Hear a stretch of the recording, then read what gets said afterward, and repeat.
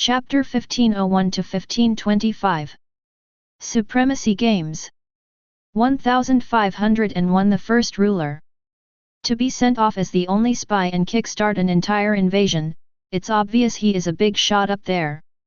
Felix nodded with a serious expression.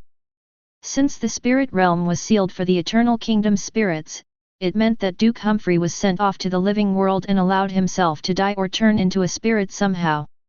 Felix didn't know how exactly Duke Humphrey pulled off the infiltration without losing his memories, but to reach this far, he was a true mastermind.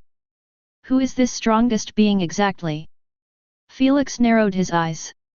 Is he one of the beings who imprisoned you? Asna felt a profound weight in her heart. The thought of that being brought her bad memories, and if it was up to her, she would never speak about him. You don't need to tell me if you... No, you have to learn those things. Asna shook her head and steeled her heart. You have been interacting way too often with them, and if fate has it that you enter the Eternal Kingdom, it's best to know what you will be dealing with. You see, the universe is believed to be created out of 5 pillars. The 3 celestial languages, the laws, and the elements. Asna shared, just like elements could gain consciousness with enough energy and time, what do you think will happen when laws and? Her words, tinged with determination, were about to unveil the secrets of the cosmos when, suddenly, the very sky above the city rumbled with an awe-inspiring presence. A deep, resonating voice, like the very voice of the universe itself, echoed from the heavens. Its authority was unquestionable, sending shivers down the spines of all who heard it even when they were frozen in time.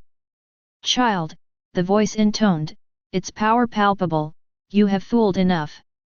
It is time for you to return home. You. Asna's eyes widened in dread and alarm, for she recognized the voice as that of the being she hated the strongest, the most ancient, and the most revered in the universe. It was a voice that transcended the boundaries of mortal comprehension, a voice that commanded respect and obedience from all who heard it. Godfather, you really managed to involve the first ruler in our plan, what the... Duke Humphrey thought with a look of utter reverence. The only reason he hadn't freed himself from the time freeze through his divinity was because of his confidence in his godfather. Since he took care of Asna, he trusted him and waited for the reinforcement to arrive and handle her without needing to waste what was left of his precious divinity. Yet, not in his wildest dreams did he expect the reinforcement to be the first ruler, the most revered and powerful being across all realms. Meanwhile, Felix couldn't understand the language spoken, but Asna's fearful reaction made him understand immediately who he was dealing with. Felix fought against the fear crawling on his spine and stood in front of Asna, his gaze cold and resolved as he stared into the portal. Lower your gaze. With an authoritative order, Felix found himself hurtling through the air at supersonic speed. Without warning or apparent physical force, he crashed into the ground below, his impact creating a deep crater amidst the rubble. Hey! Felix lay within the crater, momentarily dazed, having absolutely no idea what happened to him. If it wasn't for the numbing pain coursing through his flesh, he would have thought that it was a dream. Felix! Worried and angered, Asna tried to rush toward Felix but found herself suffering from a powerful spiritual pressure that made her incapable of moving a single inch. This was Asna, who possessed one of the highest spiritual pressures in the universe, yet, she could do nothing against it. Don't make this harder than it is, either come up voluntarily or your little lover will come up with you. The voice thundered across the entire heavenly realm even though he was addressing Asna alone. Don't you dare! Asna felt shivers course down her soul after hearing the last statement. She knew that if he brought Felix up, it would be the end of him. He could be turned into a toy and get passed between unigens or worse, has his soul trapped in a divine item. Whatever it was, his life would be hell and she wouldn't be able to save him even if she wanted. Suddenly, Felix burst through the rubble with blood covering his entire body as he bellowed furiously, Asna! Don't you dare think about it! Alas, before he could even cross half the distance, he got smacked yet again into the rubble against his control. I won't show mercy a third time. The voice addressed Asna again, like the only reason he wasn't finishing off Felix in one move was because of her. Fine, I will come. Just don't touch him again, please, don't touch him again. Asna begged, her voice quivering in despair. She knew that being was more than capable of erasing Felix's existence with a mere thought now that the Eternal Kingdom was connected to the spirit realm. He might not show himself, but his presence was covering the entire heavenly plane, and if he wanted, he could turn it into a wasteland in a split second. Can I at least talk to him one last time? Nothing was said, but the spiritual pressure on her was released, making her understand that she was given permission. Without any thought of foul play, Asna rushed to Felix's side and pushed him down, forcing him to stay on the ground. You can't. Shut up. Asna yelled with tears glistening in her eyes. She embraced him tightly, her voice trembling but filled with love and resolve. Felix, from the moment our paths crossed, you became the light in my universe, the one who showed me the true depth of love and courage. She held him even closer as if fearing that the universe might tear him away before she had uttered everything she needed to. You've faced the darkest forces the cosmos could muster, and you've done it all with strength and determination that astounds me every time. You've shown me what it means to fight for what you believe in, to never give up, no matter the odds. If so, let me finish. She shushed him with a finger and continued with her voice quivering, and her grip on Felix tightened. Our love has been a force greater than anything, and it will remain unbroken, even across the boundaries of realms. Remember, no matter where you are, my heart will always be yours. With tears streaming down her face, Asna leaned in and pressed her lips to Felix's in a passionate and lingering kiss, pouring all her love and longing into that final connection. When their lips parted, she whispered, You are my eternal flame, Felix, and nothing in this universe can extinguish my love for you. Before Felix could speak a single word, Asna froze him in time as well with a smile filled with sorrow and helplessness. Felix's heart broke to pieces the moment he saw that smile, as it made him feel like a useless wretch, a useless weakling, who's all talk, no actions. His woman was being forced against her will to return to the side of her mortal enemies, and as her man, instead of protecting her, she was the one doing the protection. As he watched her fly into the Eternal Kingdom's portal with bloodshot frozen eyes, Asna whispered a wishing in his mind, As you journey through the realms, remember that you carry my heart within you, a beacon of hope and resilience. The moment she finished, a radiant light pillar emerged and connected their souls together. Felix felt his soul getting strengthened twofold, threefolds, and even reached tenfolds. Yet, he didn't show an ounce of reaction to it. His eyes never left Asna, and only after she disappeared through the eternal portal did he finally manage to speak his first sentence with a single tear affixed on the right side of his eye. I am sorry for being weak, I am so sorry, I am so sorry. 1502 The arrival of the reinforcement. Soon, Asna disappeared through the portal without looking back another time, knowing that her lover's defeated appearance would break her even more. Finish the job. Immediately after, the first ruler's voice resounded deeply in the minds of Duke Humphrey and Commander Nottingham. Before they could react, brilliant tendrils of radiant energy descended from the heavens, enveloping Duke Humphrey and Commander Nottingham in a shimmering embrace. Radiant Codex Divinity. Ha ha ha. At last! At last! Commander Nottingham was left slightly surprised while Duke Humphrey laughed in utter euphoria and excitement, as it had been eons since he experienced another divine bestowment. His reaction was understandable, as with each passing moment, they could feel the power of creation and cosmic wisdom coursing through them, a transformation that left them humbled and exalted. And then, just as swiftly as it had begun, the bestowal of divinity was complete. Duke Humphrey and Commander Nottingham resembled two awakened gods, with their bodies releasing intense divine light, making it almost impossible to see visage. All hail the first ruler whose cosmic wisdom spans the ages. Both of them kneeled towards the portal in worship and reverence after breaking out of the time freeze automatically through his divinity. While this was happening, Felix found himself with a turbulent storm of emotions raging within him, it was mostly self-loathing and a torrent of anguish at his weakness. He sat amidst the ruins of their last encounter, frozen in time, but his heart was heavy with a crushing sense of helplessness. Why am I so useless? What's the point of working so hard to get stronger, if I can't even protect the ones I love? What's the point? He despised his perceived weakness, his inability to protect the one he loved most from the cosmic machinations that had torn her away. The feeling of inadequacy weighed on him like an anchor, dragging him into a sea of despair. He had already failed to protect his grandfather, his family, his friends, his home, and his people, over and over again. Even when his personality was emotionless and ruthless, he didn't have the heart to ask about them, postponing it over and over again. Now, even his woman was taken right in front of him, and the only thing he could do about it was lower his head and stay on the ground like a mere insect. Felix. Elder Kraken sighed in dejection as he watched Felix from the sky. Even with the divinity bestowal on the Duke and the Commander, Felix still stood out like a sore thumb as his entire body was illuminated with divine white brilliance. Yet, Elder Kraken could still see an aura of darkness surrounding him, knowing that Felix's inner thoughts and emotions were not in the best place at the moment. Whoosh! Elder Kraken appeared next to Felix and patted him on the shoulder in silence.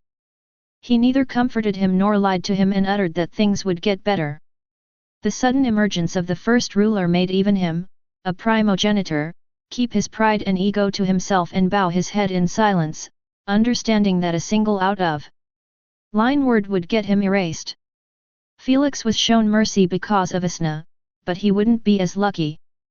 Elder Kraken wasn't an idiot who let his emotions get the best of him and put himself in an envious position. Rumble. Whoosh. Suddenly, a golden light illuminated the entire city akin to a rising sun, causing Elder Kraken to lift his head and stare at the sky. Are they? What came into his vision were Duke Humphrey and Commander Nottingham raising their hands, fingers glowing with the cosmic energy bestowed upon them. When he least expected, the divine energies surged outward, rippling through the city like a cosmic wave. Within moments, time's hold on the capital city commenced to unravel. Angels and spirits stirred back to life. Their movements were hesitant at first as if awakening from a deep slumber, but soon they regained their bearings and clarity of purpose. Traveler. Miss Sani, Sekiro, and Kura all rushed immediately to Felix's side as they had witnessed the entire kidnapping situation happen in front of them. Meanwhile, the governmental elders and officials had their eyes affixed on the awakening angelic armies. This is bad. Elder Sheol uttered with a grim tone. We lost our last true pillar of defense. Elder Elysium nodded, his expression didn't look too good. All of the ethereal elders had their hopes placed on Asna after realizing that their lord was nowhere to be found. Now, even Asna was taken away, and to make matters worse, the Duke and the Commander had their strength boosted to an unfathomable level. Don't give up just yet. Inspector Charlson placed his hand on his chest and shouted, The Lord won't forsake us. Trust in him and we shall prevail. Prevail. Duke Humphrey chuckled from a distance after hearing him. I know that laugh, don't have any thoughts about fooling around with them. Commander Nottingham uttered with a serious tone, Godfather has given us a maximum of 30 minutes to kill as many spirits as possible. We are still too far behind in the schedule. 20 minutes from the start of the invasion, and at this moment, more than 10 minutes already passed by and they were still stuck in the capital. You're right, let's get this over with and move on to other cities. Duke Humphrey nodded with a sinister smile. Order your armies to clean up the city and leave the government to me. Just as Commander Nottingham was about to give out the order, he felt his danger senses tingling. He narrowed his eyes and looked into the horizons. Right there, from the shimmering horizons of the heavenly plain, reinforcements from other cities began to appear, like a radiant tide of hope surging forth. These law enforcers, clad in shimmering armor adorned with symbols of justice, descended from the heavens with a grace and purpose that echoed their commitment to maintaining celestial order. Reinforcement! They are finally here! Hazel yelled in excitement. About damn time!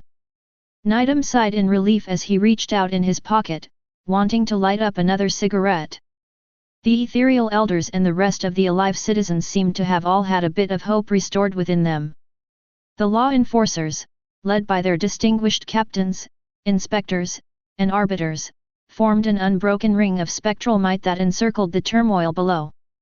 They entered the city from all corners and their numbers seemed to be close to matching the angelic armies. After all, each city had hundreds of law enforcers, and even if those reinforcements were from merely a couple of cities, their numbers should be significant. Our apologies for being late, we have been held back a bit by the shockwave storm. The Erebars left their armies and united under Chief Alaric. I thought so. Chief Alaric nodded and said, "Don't worry, you have arrived at the perfect time. There is more reinforcement on the way, so we just need to hold up until all of our forces gather up and outnumber them." One of the arbiters informed. My thoughts exactly. Chief Alaric agreed with the rest of the ethereal elders. As long as we protect ourselves from their divine lights and hold strong, Lord Hades will return and put an end to this once and for all.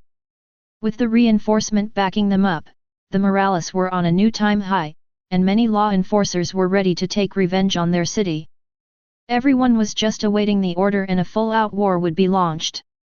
Enforcers, char. Just as Chief Alaric was about to do the honor, he was forced to swallow the rest of the words after Duke Humphrey appeared as a luminous figure of divine authority amidst their gathering. No one managed to see his movement at all, leaving all of them with startled widened eyes affixed on him. I am thankful for saving us the trouble and bringing more spirits to us. Before Inspector Charlson and others could react to his bold statement, Duke Humphrey invoked his immense divine power with an unwavering gaze. Divine eruption. The intense golden divine energy around him swelled and intensified, forming a radiant and blinding sphere of light. The governmental officials, their faces twisted by malevolence, had no time to react. They were caught within the searing brilliance of Duke Humphrey's divine explosion, a force of cosmic retribution that brooked no resistance. In an instant, their forms dissolved into countless shimmering motes of light, like fallen stars extinguished by the dawn. Their presence was obliterated without mercy or hesitation, leaving no trace of their existence behind. Inspector Charlson, Nidam, Hazel, the elders, and even the arbiters were caught in this mind-blowing display of absolute strength. After the intense golden light faded away, the only thing left in that area was Duke Humphrey. A hushed reverence fell upon all who beheld it, even the angels showed timid and respectful looks at the Duke, don't even mention the armies of law enforcers. Just a second ago, Morales were at an all-time high and victory seemed over the horizon. An instant later, almost all of the upper echelons of the government were sent to the ether. Kill them all first. Commander Nottingham ordered calmly as he pointed at the stunned and frightened law enforcers' armies, seemingly unaffected by his allies' display of strength. It was expected as he was also a high-ranked worthy official to accept the first ruler's blessings, and this was nothing but an everyday sight to him. Second chapter will be released at night. 1503 Block holes intense gravitational pull. With battle cries that resounded across the capital, the angelic armies surged forward with an ominous determination. Prepare to engage. Hold strong. Activate your barriers. The high inspectors within the law enforcers' armies took command after seeing that law enforcers were like headless chickens, looking back and forth with anxious and fearful expressions. The high inspectors' loud and commanding voices brought some order to the brigades, as those law enforcers were trained to adhere to any order from a higher enforcer. So, they stood resolute with their defensive abilities activated. Kill. Banish the invaders. For the Lord. Boom. Boom. Boom. As the two factions clashed at last, the skies above the capital city erupted into a cataclysmic symphony of divine beams and elemental abilities, shattering the peace at once. Warriors on both sides unleashed their powers with a ferocity that shook the heavens. Beams of divine energy clashed with radiant spears of justice, creating dazzling displays of cosmic fury. Arg! Ugh! Thunderous roars and pained groans of law enforcers echoed through the capital city non-stop. The numbers might be equal, but the strength difference was incomparable due to the angel's divinity being able to break through the telekinesis barriers reliably. Since the divine beams were able to kill the spirits for real, many law enforcers were left terrified about this grim ending after witnessing their own companions get scorched to death. Do not falter. Have no fear.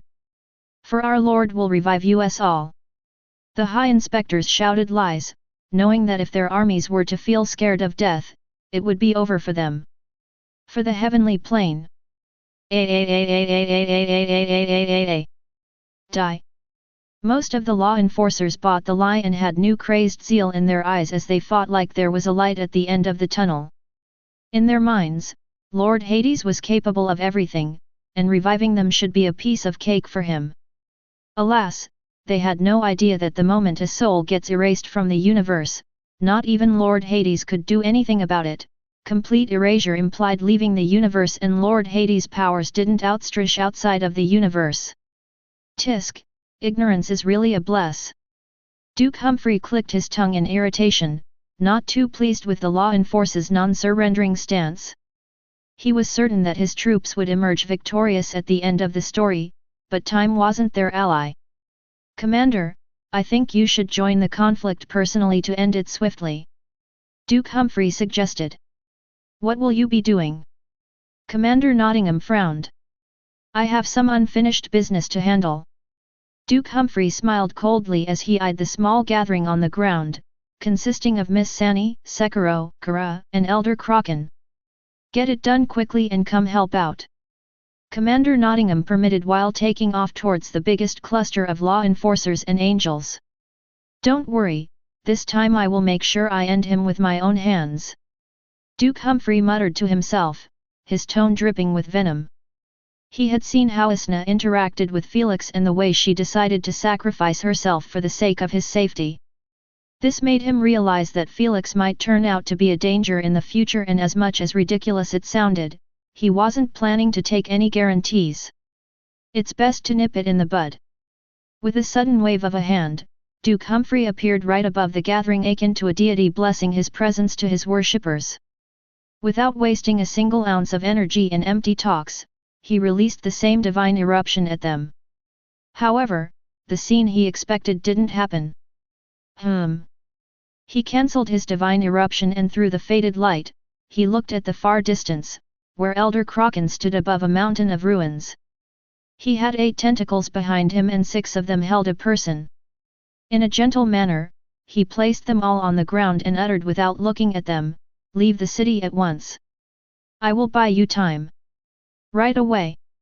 Without a skip of heart, Miss Sani picked Felix using her telekinesis and fled away with little Timmy behind her.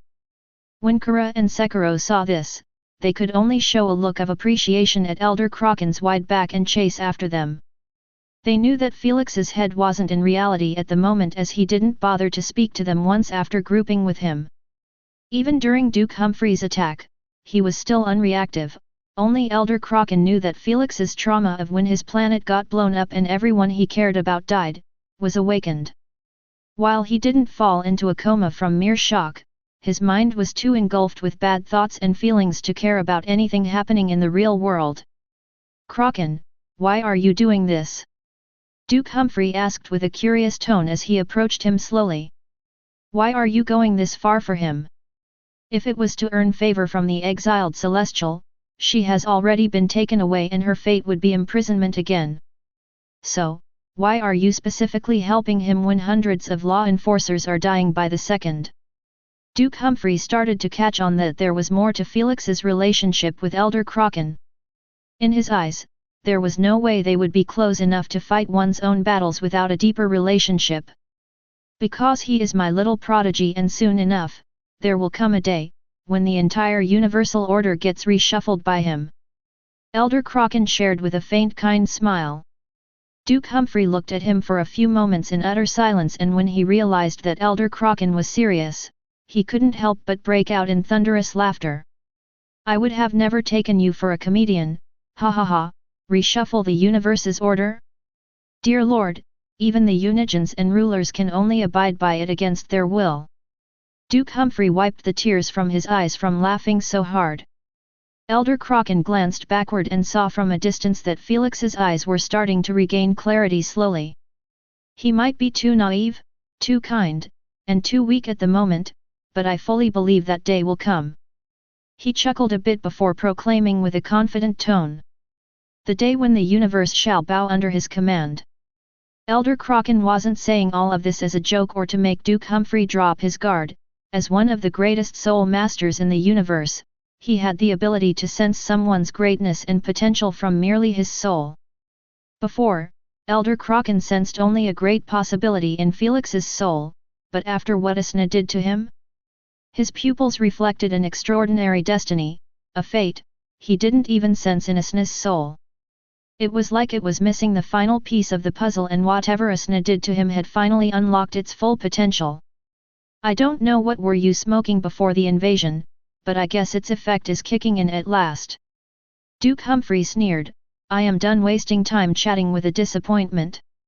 We finally have something in common.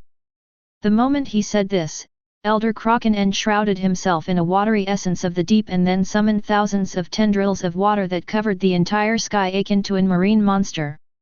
Whoosh! Whoosh! Whoosh!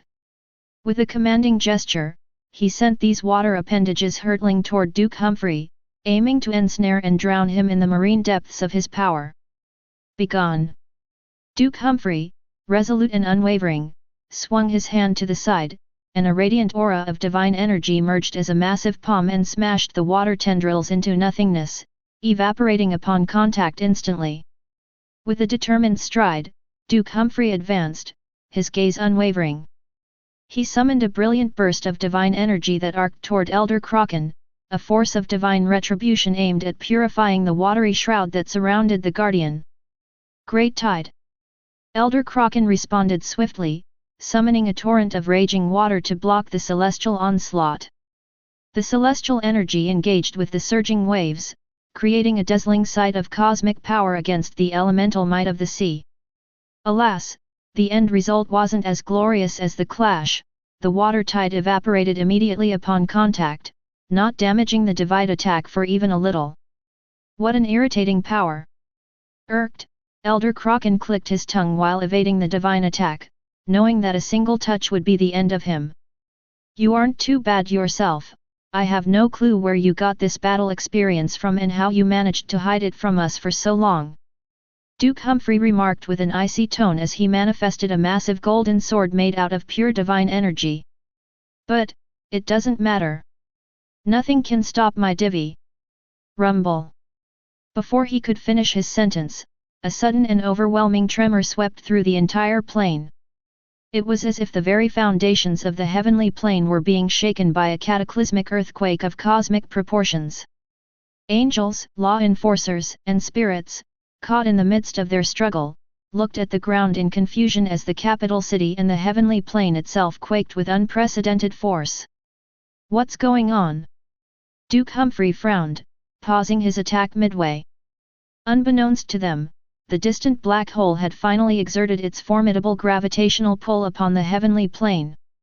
The heavenly plane, once a bastion of order and haven to spirits, was now caught in the inexorable grasp of cosmic forces beyond imagination. Is it just me or the ground is moving? The sky. Look at the clouds. Why do I feel like I have gained weight? Everyone on the heavenly plane was put under the new gravitational force. Some noticed the sudden increase in weight, making them feel like it was harder to move, while some were too captivated by the stretching clouds and sky, bending akin to a rubber black hole. It's the Godfather. Duke Humphrey and Commander Nottingham were the first to figure out the cause. It was because Godfather Hephaestus had told him that there was a high chance he would be creating a black hole to pull the plane into its stomach as a last resort if they failed to slay enough spirits in time. The entire plane is moving at an insane speed. Elder Kraken knitted his eyebrows after sensing the sudden shift in wind and gravity. It might not seem noticeable, but he knew that the entire heavenly plane was on the move. He was right in his assumption. If one saw the heavenly plane from high above, it would resemble a supermassive piece of land flying at a crazy speed towards nothingness. This isn't good, at all. Elder Kraken was the first to know that this wasn't a good sign, as it meant that Lord Hades was struggling against Godfather Hephaestus, something he never considered a possibility before. 1504 Land of Gods. Damn it, I have been wasting too much time on this *T, Godfather must be pissed. Duke Humphrey's expression didn't look too good, even though the black hole's existence was in his favor. It was to be expected, as it meant that he failed his duties and this would harm his end credits greatly at the end of the war. I am done messing about. Duke Humphrey tightened his grip on his golden sword and rushed at Elder Kraken with an intense murderous intent. Elder Kraken didn't shy away from the confrontation and charged right at him with his supermassive water tentacles flailing in the air. The moment they engaged in their titanic battle, the skies trembled as their clash sent shockwaves echoing through the city, and the ground quivered beneath their might. You can't stop me! With each swing, the massive golden sword carved through the air like a comet's tail, leaving trails of golden light in its wake. Elder Kraken used a multitude of powerful serpentine tentacles to block the sword, but the result was the same as ever. His water abilities were countered too easily, and he knew that even using other elemental abilities would be for naught. Still, Elder Kraken was doing this to buy time for Felix's escape and to slow down the slaughter of the spirits by keeping the Duke on him. Unfortunately, Duke Humphrey had no intentions to enter a battle of attrition with him. The instant he slashed through a number of water tentacles and had Elder Kraken fully exposed to him, he swung his sword at full force while shouting, "Celestial Slash!" The sword was far away from Elder Kraken, however, the moment it finished half of a spin, the blade released a sharp divine projectile in the shape of a wave. The attack was so close and fast, that even Elder Kraken realized that it would be difficult to avoid it. Still, Elder Kraken was a bona fide primogenitor who lived for billions of years. Even if he wasn't a great fighter as Thor and the others, it was just as difficult to kill him, if not harder. Water transmutation. Elder Kraken transformed his body into water and moved across his tentacles, appearing hundreds of meters away from the initial attack. Meanwhile, the divine slash continued on its path until it landed on a mountain of ruined buildings, cutting them in half like they were made out of butter. This sight left Duke Humphrey startled. Are you the water primogenitor? Have you retained your memories? He knew that such advanced abilities were impossible to be learned by spirits unless they invested an unfathomable amount of time into them. Elder Kraken wasn't known to even harm a fly, don't even mention mastering water transmutation as a spirit. My name is literally Kraken, wasn't it obvious?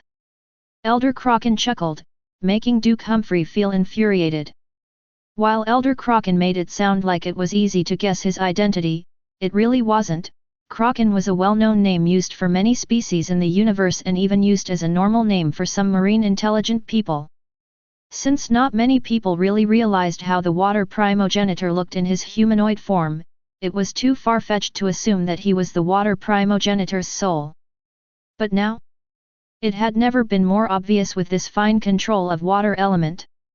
It all makes sense now, your connection with that little prick, how you managed to become an ethereal elder so fast, and how that bastard maintained his memories. Duke Humphrey proclaimed coldly, It was you all along. Duke Humphrey realized that if Elder Kraken managed to maintain his memories after death, it would explain all the abnormal things that had happened. The evidence against Elder Kraken was enough to make him reach such an assumption. At first, he thought that Isna was the one helping Felix keep his memories, but he doubted it immensely since he knew that Lord Hades' eyes would be on her. He would never allow such a thing to happen, otherwise, he wouldn't have treated Felix in that manner during the council.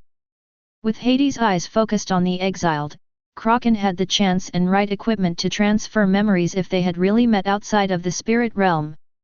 Duke Humphrey frowned, but how would that be possible? His theory was correct in all realms until he remembered that Elder Kraken had died and shouldn't have left any wisp behind or such. I don't know how you managed to pull it off, but I know I am right. Duke Humphrey uttered. What does it matter? Elder Kraken chuckled, are you going to snitch to Lord Hades? Or better yet, take such information to your godfather? Duke Humphrey knew that he was right. Figuring out their secret right now was absolutely useless to him and wouldn't help him with anything. In fact, he had wasted half a minute already on it, precious time he wouldn't get back. And so, even when he was provoked to talk back, Duke Humphrey narrowed his eyes coldly and straightaway restarted his assault on Elder Kraken. Alas, with water transmutation in play, it was nearly impossible to land a hit on Elder Kraken. He had flooded the ground beneath with water, and the moment Duke Humphrey focused on a specific area, Elder Kraken transmuted himself to the other. While it sounded like he had caught Duke Humphrey by the balls as long as he kept being this slippery, Elder Kraken realized that his energy consumption could never maintain this. Water transmutation was an advanced ability, and even here, the spiritual energy it needed to work wasn't cheap in the slightest. I can only transmute 2 or 3 more times before I run out. Elder Kraken glanced behind him and sighed in relief after not spotting Felix and his companions. Good, they must have gotten out to safety. I can leave this place too. Alas, his relief was short-lived. You keep looking back, worried that your little prodigy hasn't made it to safety. Duke Humphrey suddenly showed a wicked grin. Elder Kraken realized that something wasn't right just from his grin. What have you done? Why do you think I didn't bother to chase after him? Duke Humphrey snickered. I have already delegated it to my people, those weakling servants won't be able to stop even one of them. Just like Duke Humphrey said, the moment Miss Sani, Sekiro, Kara, and little Timmy reached the gate of the capital city, their hopes of escape were suddenly dashed. Standing before them were Aurelana, Marcel, Boss Alves, and 2 angelic divine squads, a formidable blockade that left them with nowhere to run. Judge Marcel, his gaze cold and unwavering, stepped forward, blocking any path that led back into the city. He didn't possess any divine energy or actually any powerful aura of that sense, yet still, he alone was enough to deal with this group. Miss Sani and the others realized it too well, which explained the hint of despair and helplessness in the depth of their eyes. Stand behind me. Still, Sekiro unsheathed his katana and held it with both hands as he stood resolute in front of the encirclement, his voice unwavering despite the dire situation. What a cute little loyal servant! Aurelana giggled as she pointed a finger at Sekiro's chest. Then, without an ounce of hesitation, she fired a metallic bullet at his chest. Cling! Sekiro, eyes like an eagle, swung his sword at the bullet and cut it in half with a single motion before retreating into his defensive position. How annoying! Aurelana's eyes turned cold after seeing the mocking looks from the angels. Not leaving them a chance to comment and make fun of her, she extended her arm forward, turning it into a cannon launcher, and uttered, "Cut this!" Unfazed, Sekiro swung his sword at the cannonball, but alas, his katana was the one breaking apart this time. Boom! The cannonball landed straight on his telekinesis barrier and shattered it immediately, causing him to feel more than 80% of the force. With blood coming out of his mouth and nose, Sekiro was launched into the city's wall, getting planted in it akin to a decoration. Brother Sekiro! Kara's tears threatened to fall at the sight of one of the 2 closest people in her life getting harmed like this. Little Kara, you have given our master a difficult time in the past decades after everything he has done for you. Aurelana remarked with an evil tone, I believe he will reward me well if I bring you back to him in one piece to vent some of his anger on you like in the old times. No. No. Please, no. The moment Kara heard this, she collapsed immediately on the ground and held her head in crippling fear, shaking and quivering like a lost lamb. Memories of her torture under Duke Humphrey began to burst out of her sealed mind, threatening to consume her entire soul. Her heartbeats kept increasing and increasing until they resembled drum beats. You monster, even hell won't accept the likes of you. Miss Sani gave a nasty glare at Aurelana as she placed Felix down and tried to comfort Kara. Alas, Kara was too far deep in her nightmarish memories to react to her touch. Hell? Hee, soon enough, I will be joining the real paradise, the real land of the gods, and leave this wretched place. Aurelana sneered, this is the real hell, and a lowlife like you should understand it more than anyone. Land of gods! Just as Miss Sani wanted to retort, a sudden soft voice resounded akin to a grim reaper's whisper in everyone's ears. Everyone without exception felt a shiver course down their spine as they gazed around them like they were touched by a ghost, trying to find the source. Land of gods! The voice appeared again, but this time, it sounded more intense and its source was trackable. When everyone gazed at it, they noticed a figure standing with a hunched back, engulfed in half white flames and the other half was black, making him resemble a nightmarish monster. Traveler! Miss Sani gulped a mouthful in fear after turning around and seeing Felix slowly raising his head. What scared her wasn't his aura or even his weird posture, but his eyes, his cold-blooded dark and white eyes, which seemed to harbor a grudge against the heavens themselves. The moment his head was lifted fully, Felix stared at Aurelana and bellowed with a questioning tone, "Land of gods!" This shout, yell, or whatever it was, the moment it reached Aurelana's ears, her entire being was set in white and black flames, causing her to release the most wretched high-pitched pain scream anyone had ever heard.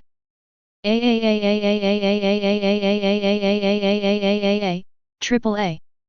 The scream barely lasted for a moment before it faded away into the background.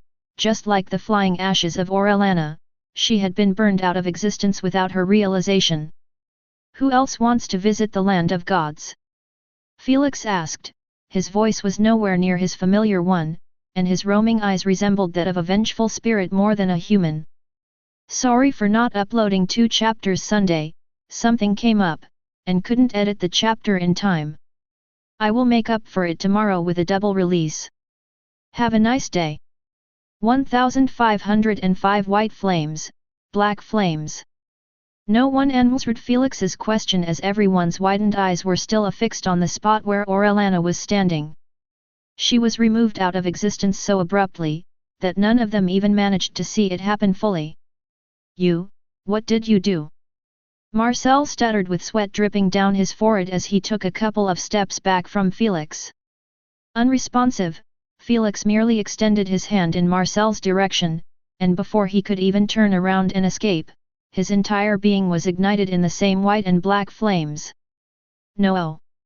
He cried at the top of his lungs in agony as he fell on his stomach and attempted to crawl away from pain. Alas, the moment he raised his hand, it was turned into ash and the wind carried it away just like the rest of his body. Now, everyone saw what happened from the start to the finish and this set their hearts beating rapidly in terror. Celestial flames, how can he wield them? One of the angelic squad captain's lips quivered in a mixture of fear and disbelief, feeling like the sight before was nothing but a mirage. The other angels shared the same reaction the moment they recognized the origin of the white flames.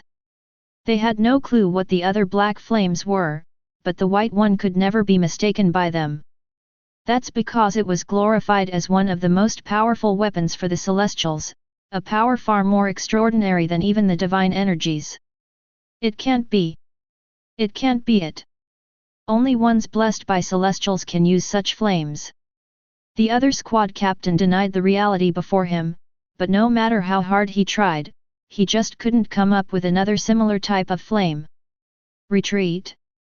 Without an ounce of hesitation, the angelic squad's captain ordered telepathically while being the first to fly back to his army at the top of his speed. The angels looked at each other for less than a split second before giving a chase, aborting the mission of killing Felix instantly. Bastards! Take me with you! Boss Alves screamed in fear and anger as he flew behind them, but his speed was nowhere near them. This caused him to be left too far behind. However, as he kept looking behind him and saw that Felix wasn't giving chase, he couldn't help but sigh in relief. When will this sh*t end? I just want to live, god damn it. He was really forced to play a game in impossible mode when he was a mere businessman.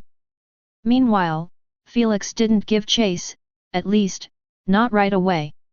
He removed the white flames from his right hand and patted Kara on the head, which stopped her from quivering almost instantly after recognizing his touch. Master! She broke out of her traumatized daze and looked up with tears filling her eyes, resembling a bullied child seeking justice from their parents.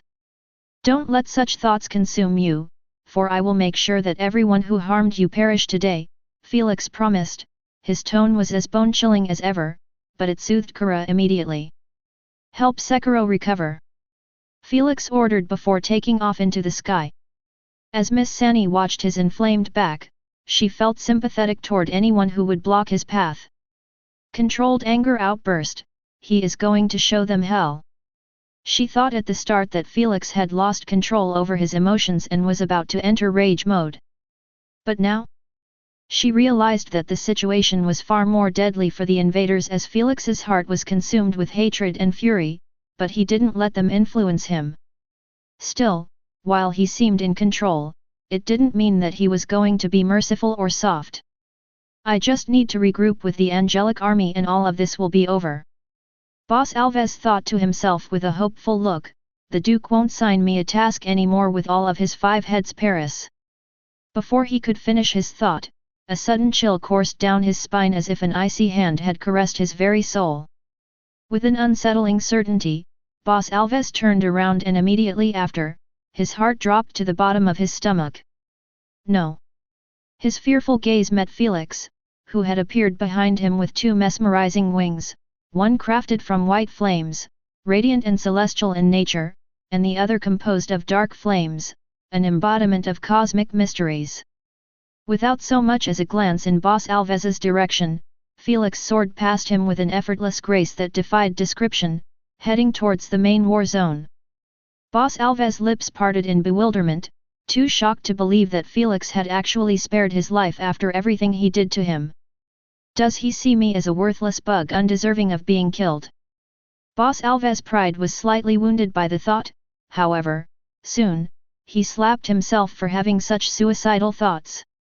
All it matters is that I am alive. Just as Boss Alves was about to sigh in relief at this rekindled hope in life, a single spark of the celestial dark flame, like a falling star, landed upon his head.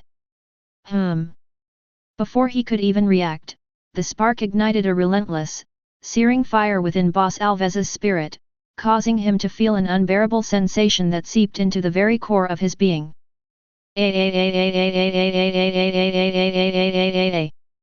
Boss Alves let out a howl of anguish as the celestial dark flame consumed him from within.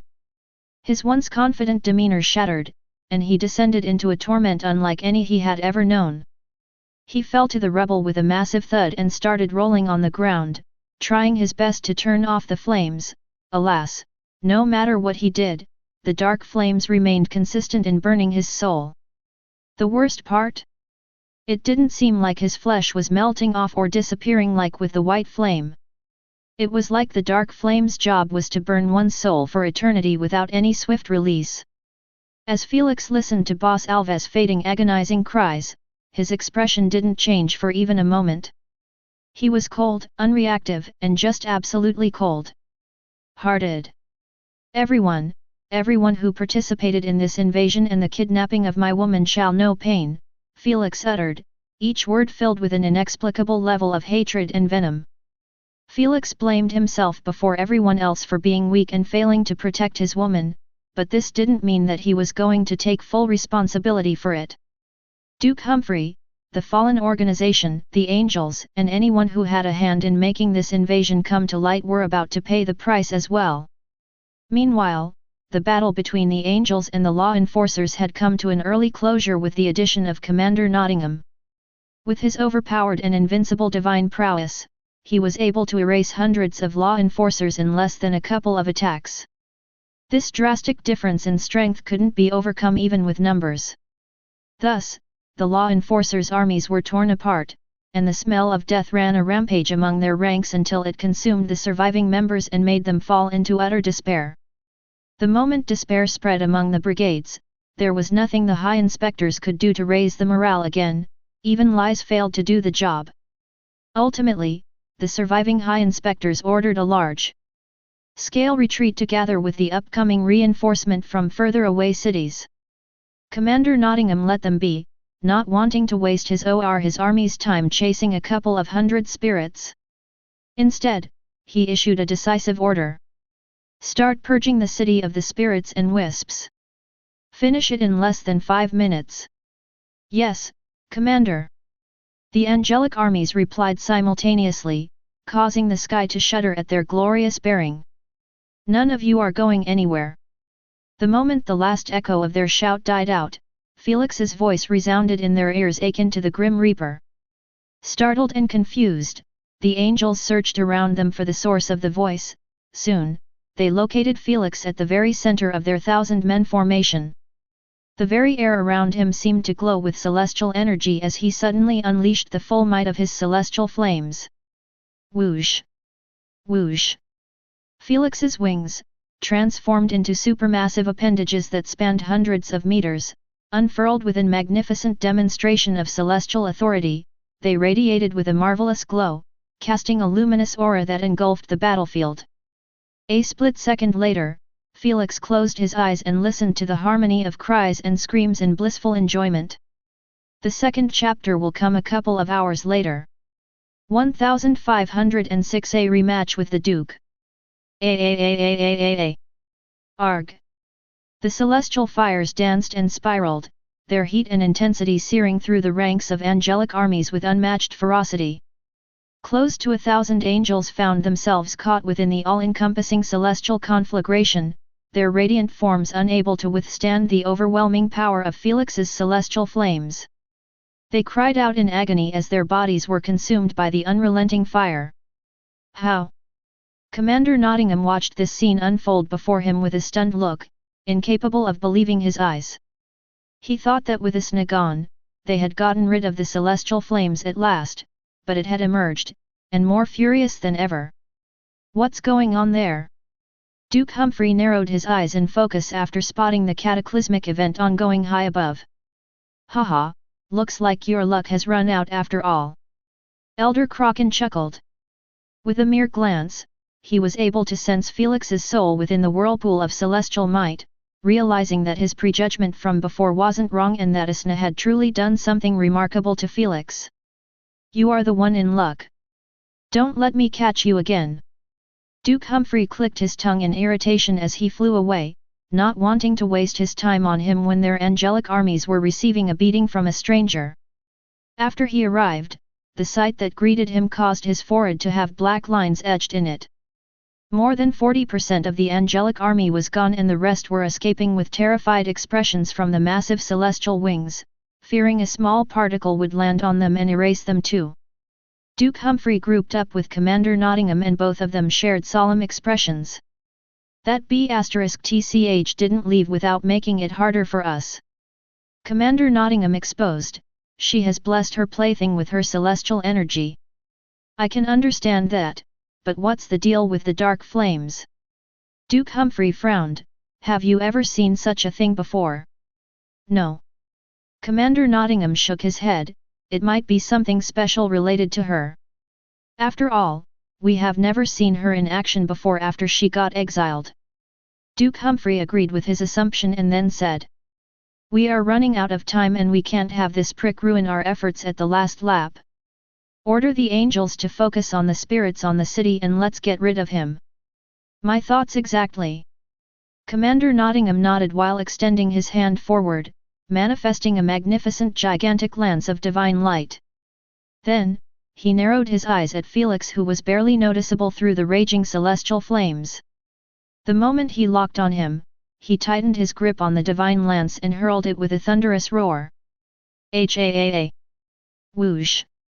The lance streaked through the tumultuous celestial flames with great difficulty, the divine energy crackling and sizzling as it fought against the searing inferno. It's the commander's infamous lance's strike. He is doomed. Kill him. He killed my Angelica. The escaping angels couldn't help but turn around and watch this spectacular scene of their commander's golden lance going against their celestial flames. Alas! The situation didn't seem too much in their favor as the divine lance looked like it was about to be consumed by the celestial flames, its holy power extinguishing visibly, but, it pressed on, inching closer to its target. As the lance neared Felix, the celestial flames intensified, their fury reaching a crescendo. Meanwhile, Commander Nottingham's divine lance was already on its dying breath. With an unbothered and unfazed look, Felix raised his glowing hand and met the divine lance head-on. Boredom! There was a brilliant explosion of light, a cataclysmic clash of powers that sent shockwaves reverberating through the celestial battlefield. The divine lance, drained of much of its divinity during its arduous journey, could not withstand Felix's sheer celestial might. In the end, Felix merely slapped the divine lance to the side, sending it spinning away like a falling star. The golden lance, now a mere shell of its former glory, exploded into a blinding burst of radiant light. The watching angels remained affixed on their places with stunned expressions. They knew that celestial flames were powerful and they had heard many legends about them in the Eternal Kingdom, but none of them knew the difference would be this massive even between the radiant Codex divinity. Meanwhile, Commander Nottingham and Duke Humphrey didn't look too surprised, but their expressions weren't any better. As expected, our divinities can't match up to it. Duke Humphrey uttered coldly. It's normal, radiant Codex divinity is made out of 80% of celestial energy while celestial flames consist of 99.99% of celestial energy. Commander Nottingham expressed with a tone of admiration, not to Felix, but to the celestial flames, it's the purest form of power. I doubt she has bestowed upon him much of it. Duke Humphrey snickered, he doesn't know that its consumption rate is crazier than ours and using it this freely. It seemed like Felix had agreed with him as he gradually retracted the otherworldly wings of celestial flames that had extended from his form. With a simple thought, he cancelled the incredible power that had once engulfed the sky, leaving behind only the fading embers of their celestial brilliance. The capital city's skies gradually cleared as the fiery wings disappeared, revealing Felix standing tall, and ever burning, akin to a living torch, though, the celestial flames on him seemed to have gone a little softer. Unbothered by this, Felix floated slowly towards Duke Humphrey and Commander Nottingham. The angels around him didn't dare get close or attack him even when he looked like a free target. The commander and the Duke remained in their positions too, maintaining eye contact with Felix while he neared them. When there were barely a couple of 100 meters between them, Felix stopped. It was you who orchestrated this whole invasion and resulted in Asna's capture. Felix's voice was calm and steady, but the tremor of his anger and hatred hadn't gone unnoticed by these two. Her capture was nothing but a side bonus. Duke Humphrey sneered, wanting to provoke Felix so he would lose his cool. Plus, I believe that she went away to keep her distance from you. After all, she might be exiled, but she is still a celestial being whose grandeur remains untouched by mortals like you. I honestly do wonder how did you manage to make her fall in love with you. Commander Nottingham joined in, but his tone sounded sincere, to make a celestial be your woman, you must have some godly pick-up lines. When Felix heard what they said, he neither acted out in rage nor showed an infuriated expression, instead, he smiled. What are you smiling for? Duke Humphrey knitted his eyebrows in displeasure. You will find out soon. The moment Felix finished, he triggered his teleportation ability and materialized behind them at an unfathomable speed. The celestial flames weren't just capable of destruction but also empowering his abilities' strength, casting speed, reaction speed, force, speed, and the list goes on. It was like the best all-rounded powerful enhancement he ever experienced before. Without an ounce of hesitation, Felix tightened his fist until the blood was threatening to escape. Space-time vibration punch. Then, he uttered with a bone-chilling tone, wanting them to know exactly what he would be hitting them with. Updater's note, I'll be spending most of today and tomorrow in the hospital, so updates will be irregular or paused until I get back. His glowing inflamed fist crackled with vibrational energy, and as it made contact with the space behind his adversaries, the heavens themselves seemed to quake. Shatter! A deafening, ear-splitting noise, akin to a mirror shattering into countless shards, echoed through the skies. The capital city's denizens, angelic and ethereal beings alike, turned their eyes skyward in astonishment and horror as they witnessed this unholy display of destruction. The sky around Duke Humphrey and Commander Nottingham fractured and splintered as if the very fabric of reality had been torn asunder. It created an otherworldly spectacle of cosmic energy, with fractured rifts and rifts of celestial light spreading outwards in a dazzling display. What the hell? So powerful! Duke Humphrey and Commander Nottingham, caught within the epicenter of this cataclysmic event, could only watch in stunned disbelief as the vibrational space-time punch sent shockwaves through their bodies, threatening to blow them apart into the sky.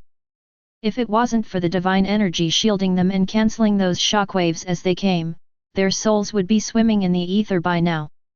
Arg! Save me! No! Alas, the shattering sky's influence had reached even the faraway angels as those spatial cracks kept pulling them into their rigid jaws, wanting to devour them whole. The angels cried and screamed in fear while flapping their wings as fast as they could, resisting the pulling force. Unfortunately, the heavenly plane itself was being pulled against its will to the black hole, which created an opposite attraction force to the spatial cracks. It was like each was pulling in different directions and that angels were caught in the middle of it. Nuoo! Whoosh! Whoosh! With one final scream of despair, many angels ended up consumed within those cracks, disappearing into the backstage of the universe. Commander Nottingham's and Duke Humphrey's expressions turned ugly at this disheartening scene. While those angels seemed easy to kill, it was only because Felix was making them seem like that. In reality, they were elite troops in the Eternal Kingdom and a mere 1,000 of them should have been enough to take down the entire heavenly plane if it wasn't for Felix's constant intervention. Godfather Hephaestus took extra measures and brought a couple of thousands of them, paying an insane price for them since they were part of the celestial army and he couldn't use his people for the job. Yet, here they were, dropping left and right akin to flies without even completing a third of their mission. Why aren't you making jokes anymore? Felix manifested in front of Duke Humphrey, his expression seemed confused, but his mocking tone couldn't fool anyone. Enough is enough. I will end you even if it's the last thing I do here. Duke Humphrey didn't take Felix's jab too lightly as he immediately decided to unleash his full power and end this battle right away, not caring about saving any of his divinity. Commander! I know. Commander Nottingham understood that it was time to wrap this up to avoid losing any more of his troops in the aftermath. Both of them extended their hands into the sky and allowed the divine energy to surge through their beings without any interruptions, causing an eruption of potent shockwaves to be released and hurl Felix away against his will. Felix narrowed his eyes coldly as he watched the divine light around those two turn into a massive golden humanoid armor that radiated with celestial brilliance. They were floating in the middle of this giant creation, resembling mecha operators. Yet, the transformation wasn't done as those two massive divine beings each held their respective weapon. The golden sword of Duke Humphrey and the divine lance of Commander Nottingham. After the transformation was over, their celestial forms became awe-inspiring, their presence commanding respect and fear. It's the glorious solar archon of the Commander. Even the Duke can manifest one. His control over the divine energy is extraordinary. Those two beings were referred to as the divine archons and they were one of the most formidable utilization of the divine energy. For both of them to bring them on, they were indeed done messing about. Felix had no clue how powerful the divine archons were, but he could sense that the atmosphere had completely changed around his enemies. Be grateful, for you have the honor to face against two divine archons. Commander Nottingham expressed coldly as he pointed his lance in Felix's direction. Face? It will be over before it starts. Duke Humphrey sneered as he controlled the archon to swing his sword around. Meanwhile, his arms were crossed above his chest, using only his mind to control his archon. Without giving Felix too much time to think, Commander Nottingham was the first to make a move as he launched his glorious lance in Felix's direction yet again. Knowing that his fate would be sealed if he got touched by the divine energy, Felix swiftly attempted to avoid the divine lance by teleporting away. However, before his runic spell could manifest in his eyes, it shattered immediately to his shock and he couldn't activate it again. The divine archon's existence nullifies the creation of any elemental or law-based ability in its range. Duke Humphrey ridiculed as he watched Felix get forced to evade the lance through normal means with great difficulty.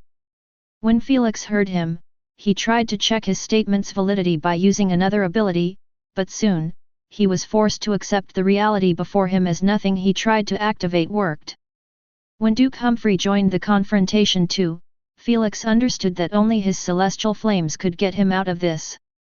So, he allowed it to blaze brightly, forming an impenetrable barrier of luminous energy that surrounded him, acting as both a shield and a weapon. Unfazed, Humphrey and Nottingham charged with unwavering resolve and engaged with Felix in a battle of flurry of celestial strikes and counterattacks. With each clash between them, both the divine energies and celestial flames seemed to fade a little. Boom! Boom! Thud! Yet, neither side had any thoughts of backing off. This will be the end of you. How long will your celestial flames last? Haha! We were bestowed upon by the first ruler himself. Duke Humphrey and Commander Nottingham, operating their divine archons, countered Felix's attacks with formidable prowess. Their celestial weapons clashed with Felix's inflamed fists and legs, creating shockwaves that echoed through the skies. You got this, little one. Elder Kraken muttered as he sat above a rock and watched the unfolding battle, having no intentions of offering assistance. His energy was already on rock bottom, and even if he wanted to help, he would be nothing more but a reliability in this celestial dance. I can't believe he is going toe-to-toe with the commander and the duke without even a weapon. Were lesser mortals always this powerful? Most of the angels went down to the city to start hunting down the spirits again, but the battle above them was too enchanting to not steal a couple of glances. It was too intense and luminous. Even Miss Sani and many other spirits far away from the city were still able to see 3 dots of light connecting with each other before separating again. Traveler, don't you dare lose! Miss Sani wished with a hopeful tone, the entire plane's fate relies on you. It was obvious to everyone by now that the last line of defense for the city or even the entire heavenly plane was Felix. If he fell here, those two would go on an onslaught unchecked and massacre every spirit in sight without anyone having the ability to stop them, not even Elder Kraken. Starting to feel the heat. Duke Humphrey smiled coldly as he swung his sword from high above and landed it straight on Felix's crossed-out arms, blocking it with his bare flesh. The celestial flames blocked most of the force, but Felix already started to sense that it was getting closer to exhaustion. I can't carry on like this, I have to find a way to finish them off before I get exposed to their divine attacks. Felix thought with a deep frown. Second chapter will be released a couple of hours later. 1508 words more harmful than strikes. The problem with the Divine Archon was its ability to cancel the activation of abilities in a large area around it, and these two were stuck to Felix akin to glue, making it impossible for him to get away from said range. With such ferociousness, they must be pushing to end the fight even faster than me. Felix noticed, such powerful ability can't possibly operate on a low fuel. Felix wasn't fooled by Duke Humphrey and Commander Nottingham's assured front. He could see the tint of agitation in their eyes, making him understand that the Archons were taking a massive toll on their beings. As long as they run about divine energies to sustain the Archons, it will be my time to strike. Felix narrowed his eyes dangerously and continued staying on the defensive side, receiving blow after another while making sure to minimize the damage to his body.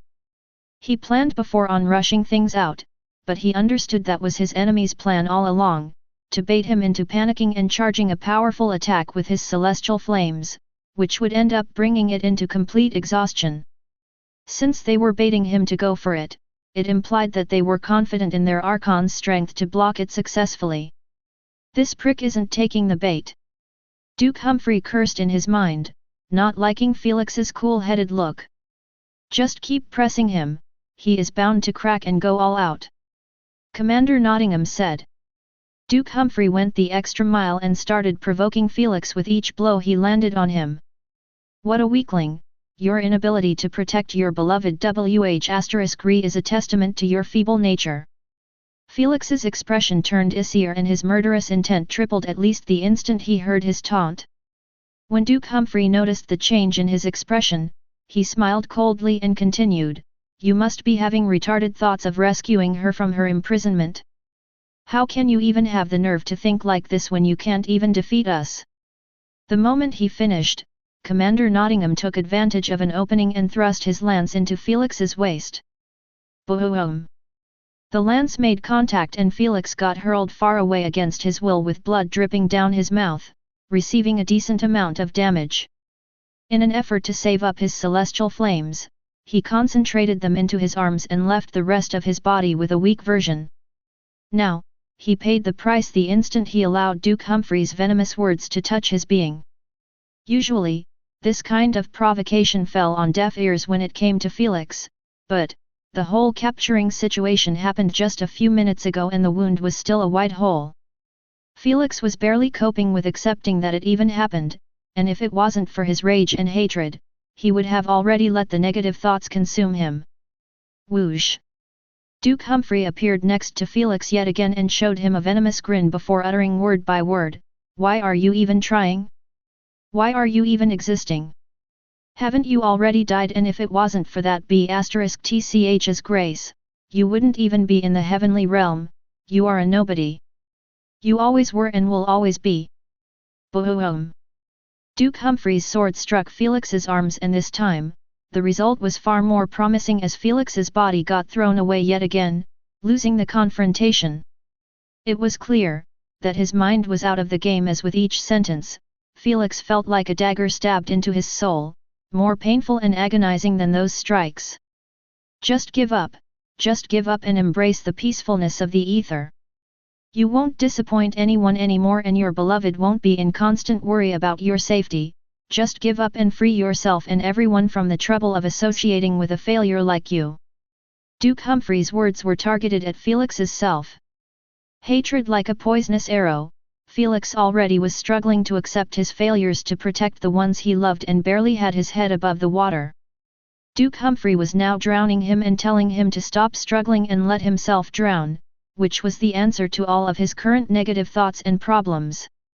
While doing this, he wasn't forgetting to put him in physical pain as his sword and commander's lance kept finding more and more holes in Felix's defense, giving him a beatdown even those far away were about to see it. "Master!"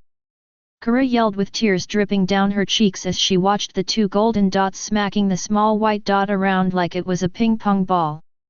Miss Sani covered Kara's eyes and murmured, "He will be fine, let's get away from this place first." "No. I am not leaving without him." Kara refused to budge from her place. As for Sekiro, he was still passed out on the ground next to them, having no idea what was going on. Miss Sani could only sigh and remain in her place, not wanting to drag Kara against her will or ditch them behind. As a rational person, she could see that Felix's situation wasn't going to get better anytime soon and instead of betting on some miracle, it was better to put as much distance as possible from the capital. Alas, Kara wasn't of the rational type and she could only stay with them at her own risk. Boom! Boom! Boom! Meanwhile, the celestial battle was shaping up in favor of the invaders as Felix kept being thrown back and forth between the commander and the Duke like a dirty rug.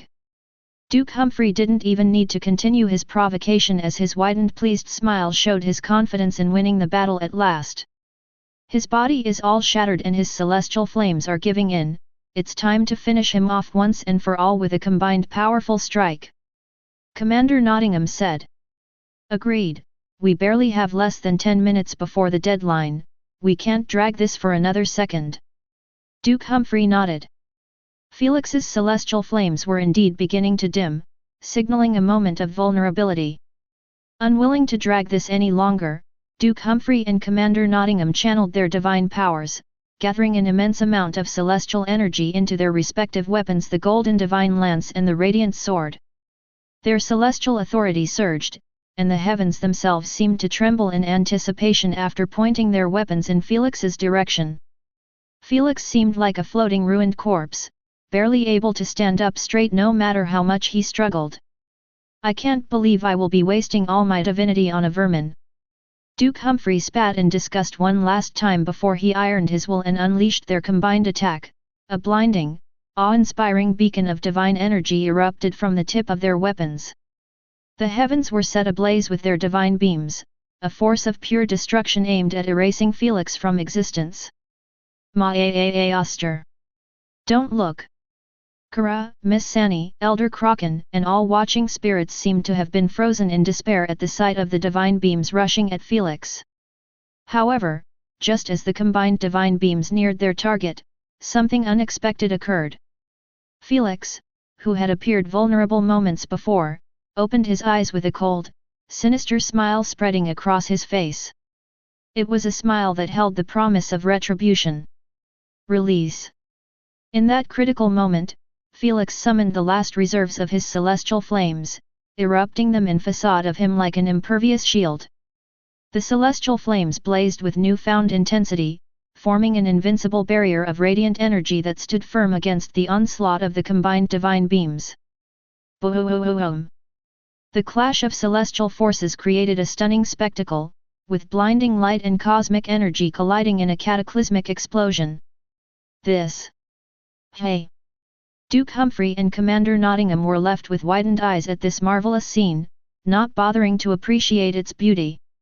How could they appreciate it when their most powerful attack faded away into the sky without burning a single strand of Felix's hair? When the light fully disappeared and exposed the battlefield again, there were no more 3 bright dots, only 3 humanoid figures in their flesh and blood. No more divine archons, no more celestial flames, just unblessed mortals facing each other. You sure spew plenty of crap in my ears earlier. With a bone-chilling smile, Felix cracked his neck as he covered himself in healing water, recovering all of his wounds almost instantly. Then, he uttered, I sincerely hope you can back them up. 1509-144 Millennium Sentence. We've been played. Duke Humphrey clenched his fists, his anger mounting. Commander Nottingham shared the same attitude as him. He baited us into unleashing everything we had, he hissed with an irked tone. They quickly figured out that the veneer of vulnerability that Felix had displayed was nothing more than a ruse, a cunning facade that had lured them into committing their full power. Felix had outwitted them and this notion didn't sit well in their stomachs, making them furious beyond measure. It wasn't like Duke Humphrey's words didn't affect Felix's mentality, everything that was said had indeed cut Felix's soul, but he wasn't born yesterday to let words affect his focus in a life-and-death battle. Instead of retaliating, he took advantage of the opportunity to set up a trap for them and they fell for it head first. Now that we got those irritating divinities out of the way, let's see what you got. Felix uttered coldly as he manifested 2 long crimson swords made out of destruction energy.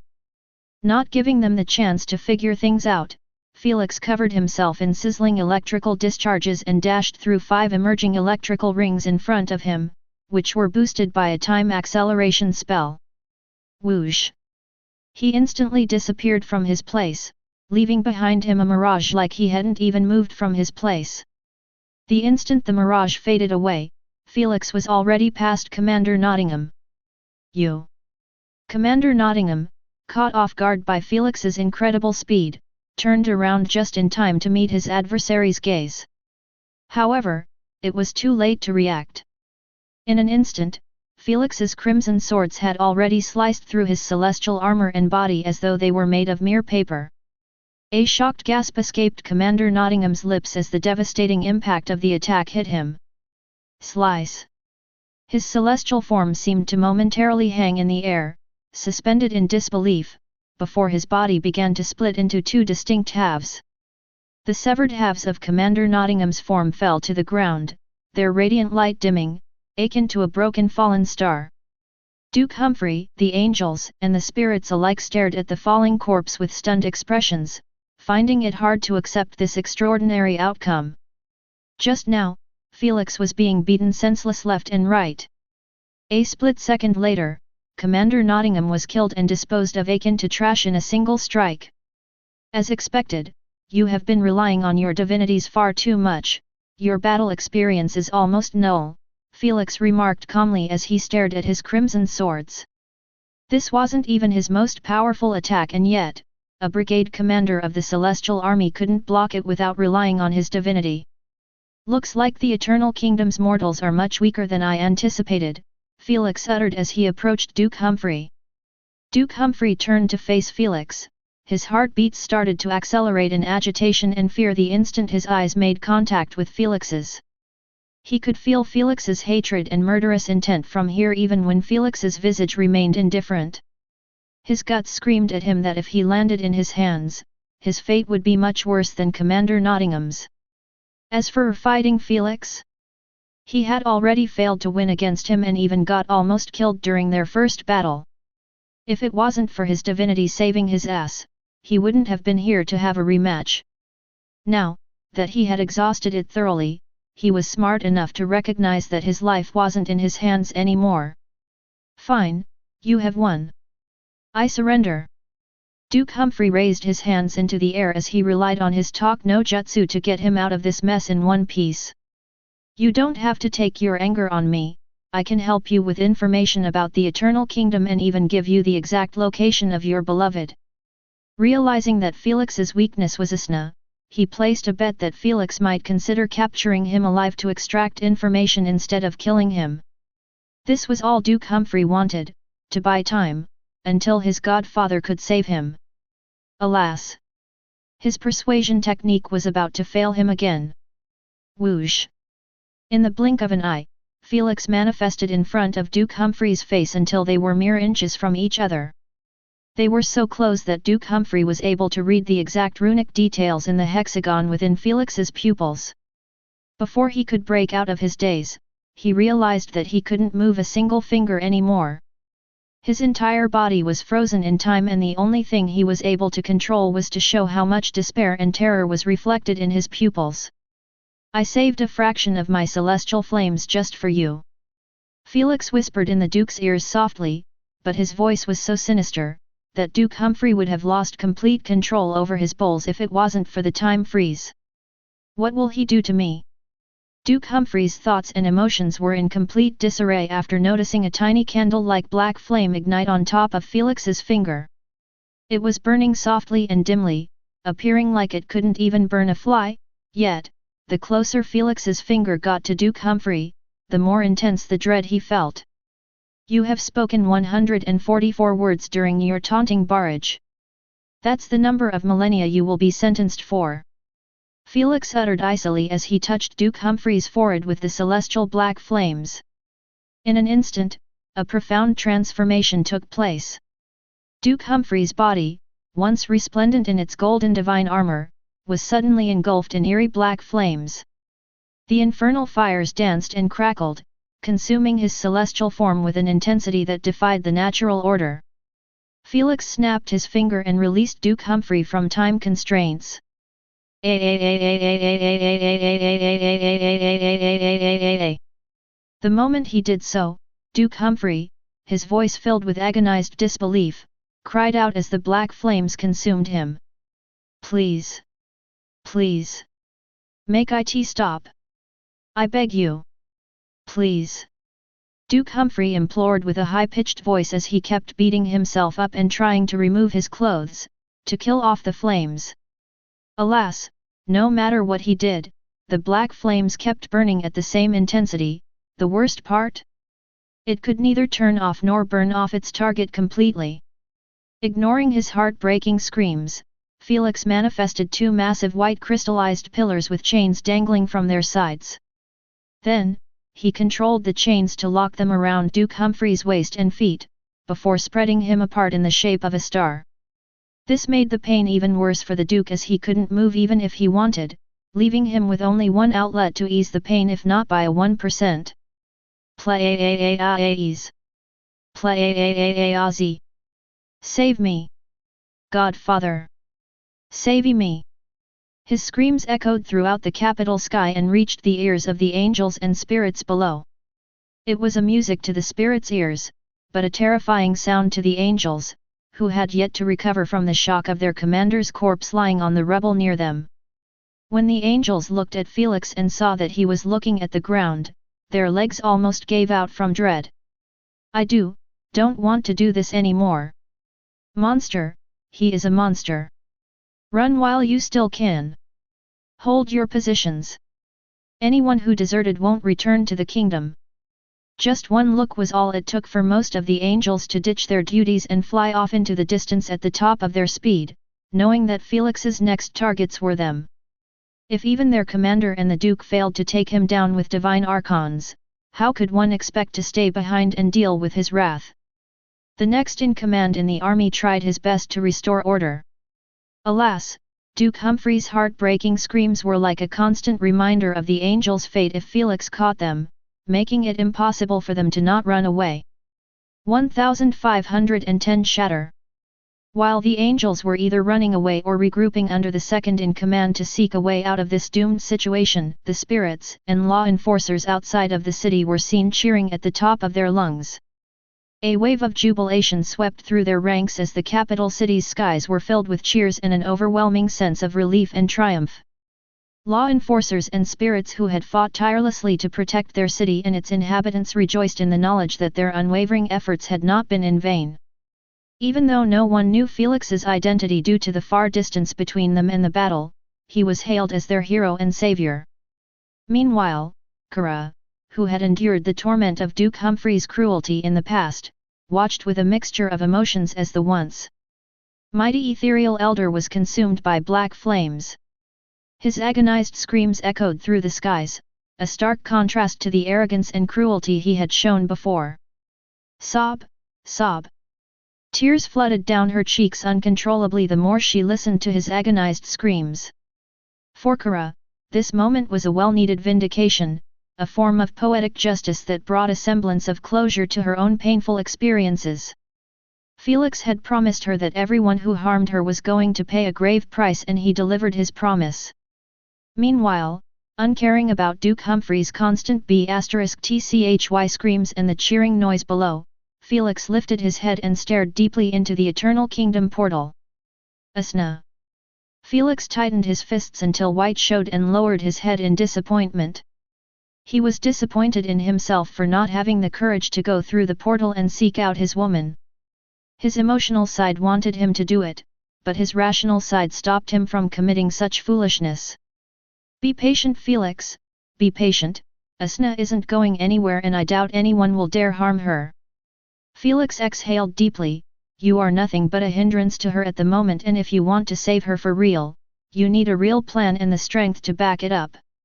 Felix would never forget how he was a boy handled by the first ruler without even seeing his face. It was a humiliating experience and it angered him beyond measure, but it made him understand at least the level of strength difference between him and his mortal enemy. As much as he hated to say it. I don't see a way for me to obtain that kind of strength, at least, not without help. Felix understood that it would be nearly impossible to match up with the first ruler or even a Unigen if he wasn't blessed by a miracle. At this moment, he knew only one person capable of showing him at least the way to obtain this miracle. If I am going to ask for his help, I better make sure he owes me the biggest favor possible. Felix lifted his head up again, and this time a cold gaze was etched on his face. Then, he took off towards the Eternal Kingdom's portal. Felix. Don't worry, Elder, I haven't lost it yet. Felix replied with a faint smile after hearing Elder Kraken's slightly worried voice in his mind. He knew that his elder must have thought that he was going to enter the portal. That's all I wanted to hear. Elder Kraken smiled kindly and didn't bother Felix with any more questions. Felix's movement hadn't gone unnoticed by the others, even the escaping angels were forced to halt and look up when they realized that Felix wasn't targeting them. What is he planning to do? Oh no! Don't tell me he is going to guard the portal to make sure none of us leave. *T. He is even more devious than I thought. The angels' faces went as pale as a paper at such a awful realization. Before, they thought if they escaped and hid somewhere, they could switch their direction to the portal when Felix put some distance from it. But now? They knew that it was doomed for them. Meanwhile, Felix never had such a thought in mind, but, if the angels knew what he was planning to do, they'd be even more mortified. The moment there were a couple of kilometers or less between Felix and the supermassive portal, he came to a halt. I tried this only once and the results were far from promising. I don't know if it will work or not, but it's the only way to achieve my goal. Felix thought to himself while staring at his right fist. He closed his eyes and resonated his mind with the space-time frequency almost instantly. The instant his mind was locked with it, he tightened his fist and drew it backward. Then, he took a deep breath and punched forward into the air. Boom! The first punch sent shockwaves echoing through the skies, cracking the space in the area again. However, just as the frequency shockwave was about to reach its peak, Felix threw another punch in the same position. Boom! A much more thunderous noise resounded this time and the spatial cracks seemed to have at least tripled in size and spread. It was like the second punch built upon the frequency of the first, enhancing its strength. Boom! Yet, Felix didn't seem to have any thoughts of stopping as he punched another time and used the built-in momentum to empower the third punch. This was much harder than it looked since Felix had to find the right timing to release his punch or the shockwaves would end up conflicting with each other instead of building upon the other.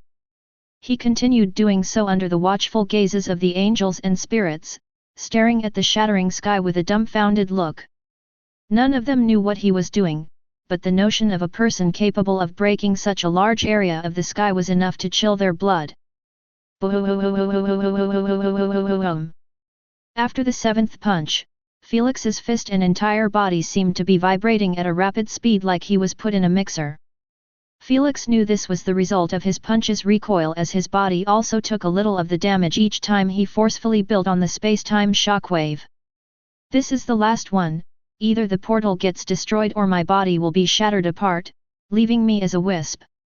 With a defying resolute glare, Felix committed to the last punch, pulling it with great difficulty behind his waist, and then without an ounce of hesitation or fear, he unleashed the culmination of all the built-in momentum, smashing the frequency with the most powerful strike he could muster.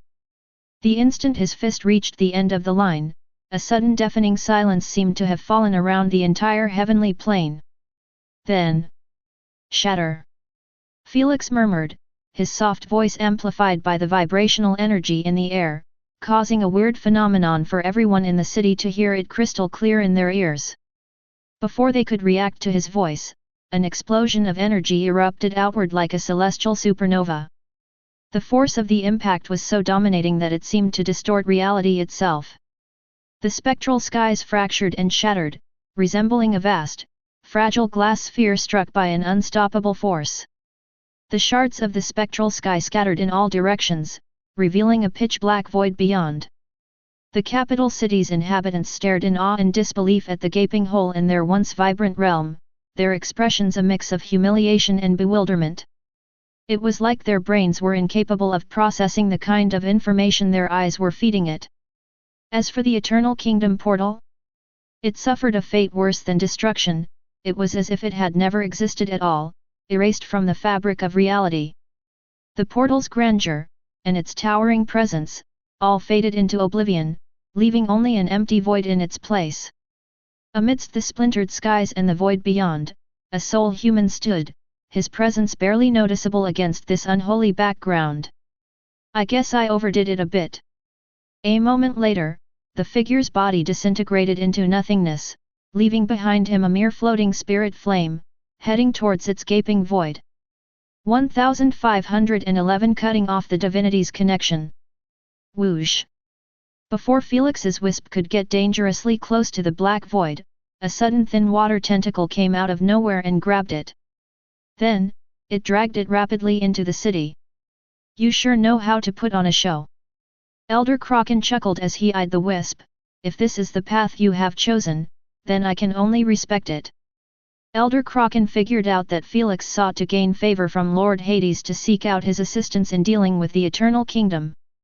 As they said, the enemy of my enemy is my friend. Choosing this risky path, meant that Felix had placed his entire life on the fact that Lord Hades would play along. In Elder Kraken's eyes, for all he knows, Lord Hades could ignore Felix completely even after everything he did for the heavenly plane, and worst of all, forbid any chance he had to be revived. Felix knew all of this, but still, he decided to take the gamble, understanding that only a Unigen could provide a path to defeat another Unigen. Felix refused to return to the living world when the only access he had to a Unigen was in the spirit realm. With the wisp safely secured, Elder Kraken retreated into the depths of his half-ruined mansion, not bothering to deal with the remaining angels or the non-stop screaming Duke. He had just received news that the reinforcement was around the corner, and he decided to leave things under their control. As expected, thousands upon thousands of law enforcers from across the heavenly plane were seen rushing towards the city from all directions in vehicles or above beasts. There were even spirit fighters amongst them, ready to battle for the cause, like Evergreen, Zephyr, Draven, and the list goes on. Even though there were still about 1,000 angels or less, the scale of the battle was bound to change in favor of the spirit realm at last. The reinforcement is here, Salapel expressed with a delighted and relieved look. Her face was dirty and filled with scars, while her outfit was ripped apart like it was handled by a pack of wolves. She was grouped up with the majority of the law enforcers who escaped after they got defeated at the hands of Commander Nottingham and his armies. At last, we can turn this around and recover the city, Nebula remarked coldly. Her form wasn't any better than her partner. The fights and battles she went through were numbered in the hundreds. If there was a casualties counter, she would come on the top of the law enforcers, as she had eliminated at least a couple hundred angels alone due to her overpowered space/time abilities. Unfortunately, she was forced to escape with the others after Commander Nottingham joined the scene and countered her abilities with his Codex Divinity. This is all because of that flaming person.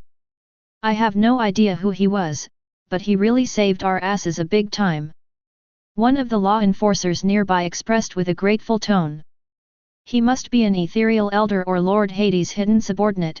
No spirit can reach such a power without Lord Hades' blessings. His colleagues agreed.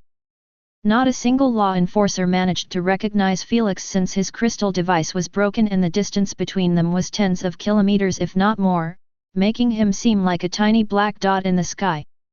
Everyone knew that spirits had a limit to the strength they could possess, since it was connected to the spiritual prowess and it couldn't be enhanced forever.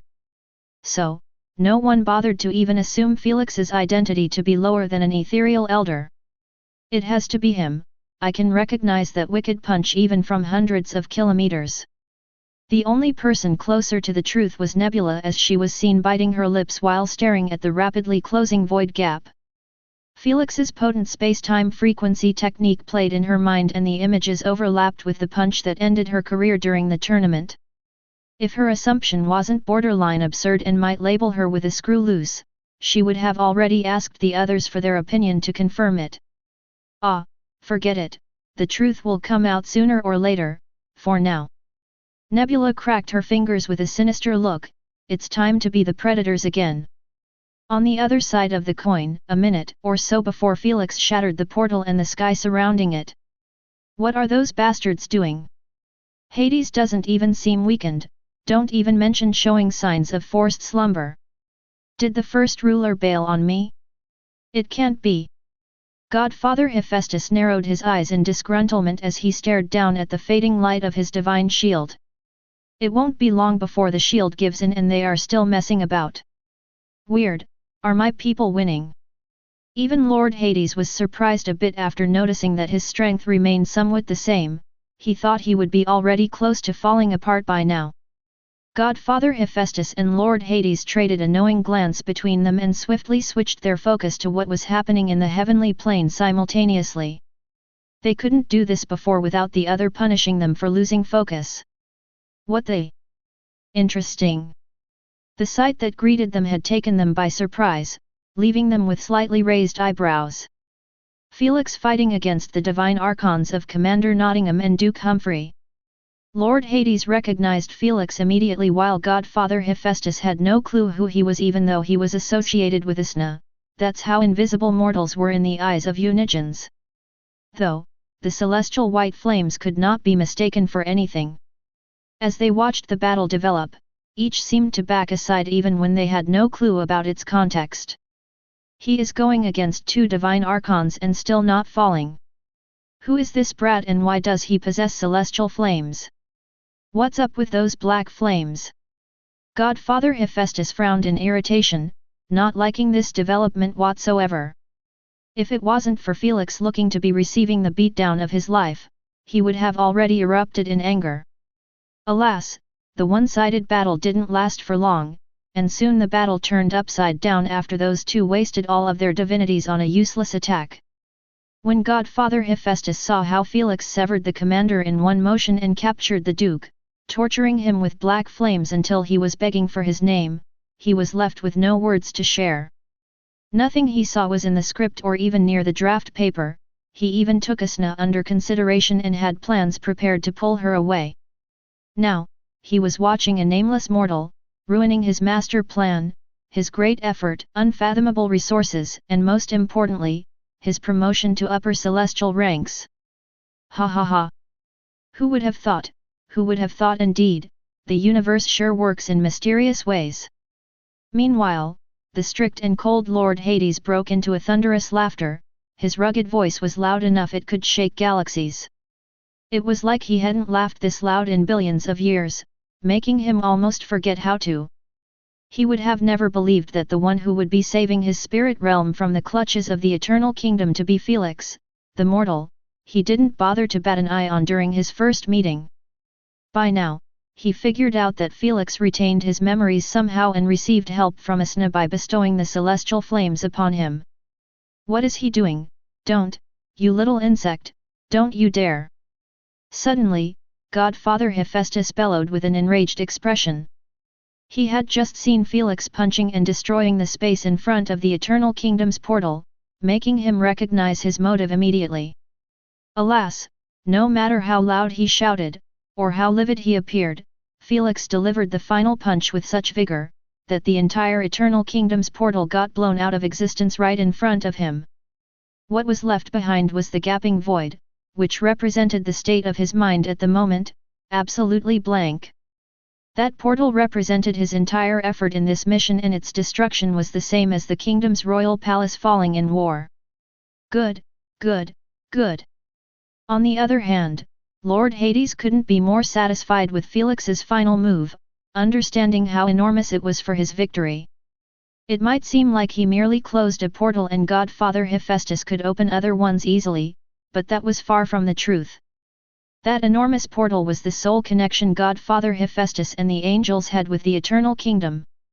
Without it, the connection to the divinities' providers was cut off, which implied, "I hope you will have the same confidence without your divine shield." Lord Hades' eyes turned ethereal as he prepared to launch his sure kill ability, sole possession on Godfather Hephaestus after noticing the divine's shield's light dimming at a rapid pace. 1512 Aborting the mission. *T. Godfather Hephaestus' expression turned for the worst. He was forced to accept that his master plan had already failed and there was nothing he could do to save it. The divine shield was the only thing protecting him from Lord Hades' true terror and if he lost it, he may never return to the Eternal Kingdom again, being held a prisoner in the spirit realm for eternity. That's a fate he could not afford. It's time to bail. Now or never. With a decisive gesture, Godfather Hephaestus summoned his law powers and conjured a multitude of stars from the celestial expanse. These stars, each a miniature sun of cosmic proportions, blazed with incandescent brilliance. Expand! In a spectacular display of celestial might, he hurled them toward the immense black hole that had captured the heavenly plane. As the stars hurtled into the abyss, they were subjected to the black hole's overwhelming gravitational pull and they started their inner collapse. Godfather Hephaestus accelerated their absorption, increasing the size and pulling force of the black hole exponentially with each star devoured. The consequences were swift and profound, not leaving room for Lord Hades to interfere. The heavenly plane, still reeling from the earlier shockwaves and destruction, now found itself subjected to an even more powerful gravitational force. What the hell? I can't control my body. Thud. Thud. Thud. Spirits on the heavenly plane struggled against the relentless pull, but to no avail, as the majority were left hugging the ground without a chance to even sit on their knees. What's going on? Nebula expressed agitation as she watched law enforcers and angels falling to the ground akin to poisoned flies. The gravitational pull is too much. Such a powerful pull can only result from supermassive black holes, Sarah Fell remarked with a deep frown, using her telekinesis powers to keep herself afloat. It wasn't long before her theory was proved right. The supermassive black hole appeared over the horizon as a small dark dot, and it kept doubling in size with each passing second until it was visible to everyone across the entire heavenly plane. As the celestial realm continued to be inexorably drawn toward the gaping maw of the black hole, the spirits and law enforcers found themselves getting closer and closer to the event horizon. But what truly stunned and bewildered them was the surreal sight that awaited as they drew near the black hole. There, on two opposite sides of the cosmic abyss, stood Lord Hades and Godfather Hephaestus, their cosmic forms dwarfing the massive black hole itself. Godfather Hephaestus, the embodiment of fire and heat, stood as the sole star, lighting up the entire area and allowing their mortals' eyes to feast on this once-in-a-lifetime opportunity. Some spirits weren't able to handle such a godly sight and passed out immediately, their brains short-circuited. Now choose. You either capture me or save your people. Godfather Hephaestus utterly coldly. If it was up to him, he would have already opened a portal and established the connection to his divine shield. Alas, he could not do this in front of Lord Hades, as he would easily stop his attempt. So, he had to create a distraction to facilitate his escape, and the only solution he came up with was this. It seemed like his plan worked, as Lord Hades was forced to lower his hand and think his options through. I can let the heavenly plane get devoured and rebuild it again after reviving everyone on it. But, to revive such a large number of spirits in my current state will take a heavy toll on me, and I still need to reinforce the seal on the spirit realm to block another invasion. Lord Hades thought with a deep irritated look. If it wasn't for the risk of a second invasion, Lord Hades would have no issues with leaving the plane to get eaten by the black hole and everyone on it. After all, they would still remain as wisps and he could revive them later on. It was a fair trade when considering he would be capturing Godfather Hephaestus and have him as a decent bargaining chip against the Eternal Kingdom. Alas, the seal had to be reinforced, and to make it happen with his weakened state, he had to focus all of his powers on it until the punishment ended and his strength returned back to normal. Don't let me see your face here ever again. In the end, Lord Hades turned his back on Godfather Hephaestus and focused on saving the heavenly plane. This isn't it over, Hades. As long as you keep your spirit realm locked from us, we will keep coming at you non-stop. Godfather Hephaestus left a sinister declaration, a reminder that his mission would never die down. Without waiting for a reply, Godfather Hephaestus disappeared into a safe area and decreased his size to match the small portal he had opened. Then, he went through it with a disgruntled expression, not bothering to glance backward even once or think of the angels he left behind him. However, he thought of a single person, Felix. The day you fall in my hands will be the day you shall understand what true agony and pain is. That's a promise from a god. His bone-chilling promise sounded more like a prophecy with the kind of intense emotions buried within it. Felix had no idea what he had done or what people he screwed with by ruining the Spirit Realm Reclamation's mission. Before he even stepped into the Eternal Kingdom, he had already made a decent number of enemies, and right now, not a single thought about it was coursing on his mindless wisp.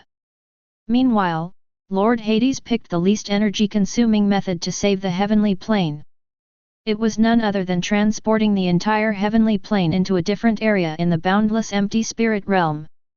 As for the black hole, he left it be, knowing that it wouldn't affect the wandering spirits at all, and there were no other physical planes besides the heavenly plane for it to threaten.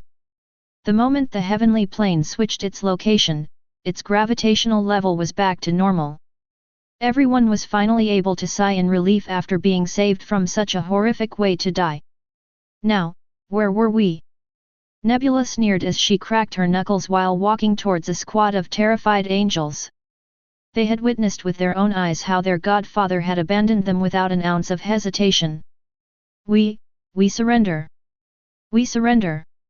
So, cornered, abandoned, and without a real figurehead in command, the angels' surrendering chants resounded across the entire city. Take their weapons and handcuff them. The law enforcers' high inspectors ordered their troops to accept their capitulate even when many law enforcers seemed against it. This is ridiculous. They were slaughtering our defenseless inhabitants left and right, and now that they realized their lives are over, they can capitulate just like that. Nebula retorted, not liking the command as well. Her leader patted her on the shoulder to ease her anger and uttered coldly, their death is more merciful than letting them live in our realm as war prisoners. He is right. Salapel commentated while wiping her dirty glasses, who do you think will reconstruct the devastated cities? 1513. Far too much of a coincidence. Tisk, then we better work them to death. Nebula spat on the ground near the handcuffed angels and took off. Now, that the war was over, she wanted to check on her master Carbuncle. While the law enforcers were working hard on rescuing the wounded citizens or wisps from under the rubble, Lord Hades was seen sitting on his throne inside the council. Before him, laid out with meticulous care, stretched a long ethereal scroll adorned with intricate and mysterious writings. This scroll bore the weight of ages and was inscribed with the knowledge necessary to sustain the seal on the spirit realm.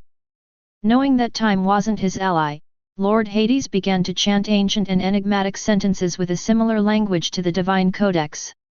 As Lord Hades's incantations filled the air, the parchment revealed its true nature. It bore cuts and scars, the remnants of Godfather Hephaestus' forceful breakthrough into the spirit realm. But with each uttered phrase, each whispered word, Lord Hades channeled his ethereal energy into the scroll until the cuts and scars began to mend. Slowly but steadily, the scroll's surface smoothed, and the mysterious writings became whole once more. Lord Hades's voice grew in power and resonance, and his aura radiated with a renewed sense of authority. Reseal. With one final shout, the new strengthened and restored seal closed off all the broken gaps connecting the eternal kingdom to the spirit realm. As Lord Hades watched the floating seal glow intensely, he finally slumped into his chair and dropped his guard. The moment he relaxed, the golden chains tightened their grasp on his limbs, sending a new wave of hellish pain only Unigens were capable of feeling and handling. It was like they were under a different concept of pain than mortals. I will have to get used to these waves. Lord Hades smiled bitterly as he wiped the sweat off his forehead. He knew that the punishment would last for a couple of million years, and even for a Unigen that's a decent period of time. Soon, Lord Hades cast his eyes around the heavenly plane, and with one look, he assessed all the damages, from the level of destruction in each city, to how many spirits were killed for real and how many were turned into wisps. Bastards! The aftermath was bad enough that he felt his anger rising again. When he thought about how things would have turned out if it wasn't for Felix and Asna's intervention, he honestly couldn't imagine it. It wasn't like he was sentimental and didn't want spirits to die, but he understood that if the spirit realm was connected to the eternal kingdom, a disaster of incalculable proportions would befall the spirit realm. Lord Hades didn't lock down his realm for no reason or out of spite.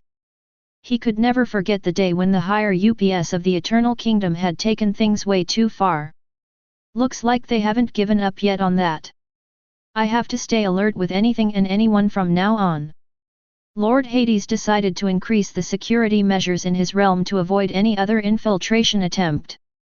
As long as the seal was maintained and he kept rechecking each spirit within the heavenly plane, there wouldn't be another invasion. Kraken, Monica, come to the council. Lord Hades suddenly ordered for the only two remaining ethereal elders still alive. Madame Monica was one of the few lucky elders who was in a different city when the invasion happened. Some time later, both of them joined Lord Hades and greeted him with a deep respectful bow. With an aura of authority, Lord Hades addressed them with a formal stern tone, "We have witnessed a great cosmic upheaval, and the spirit realm bears the scars of our recent trials.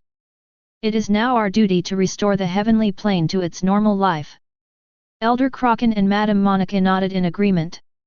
Lord Hades continued, while I shall do everything within my power to assist with the revival of the governmental officials and facilitate the post-war recovery efforts, I must confess that my energy stores have been greatly depleted due to recent events.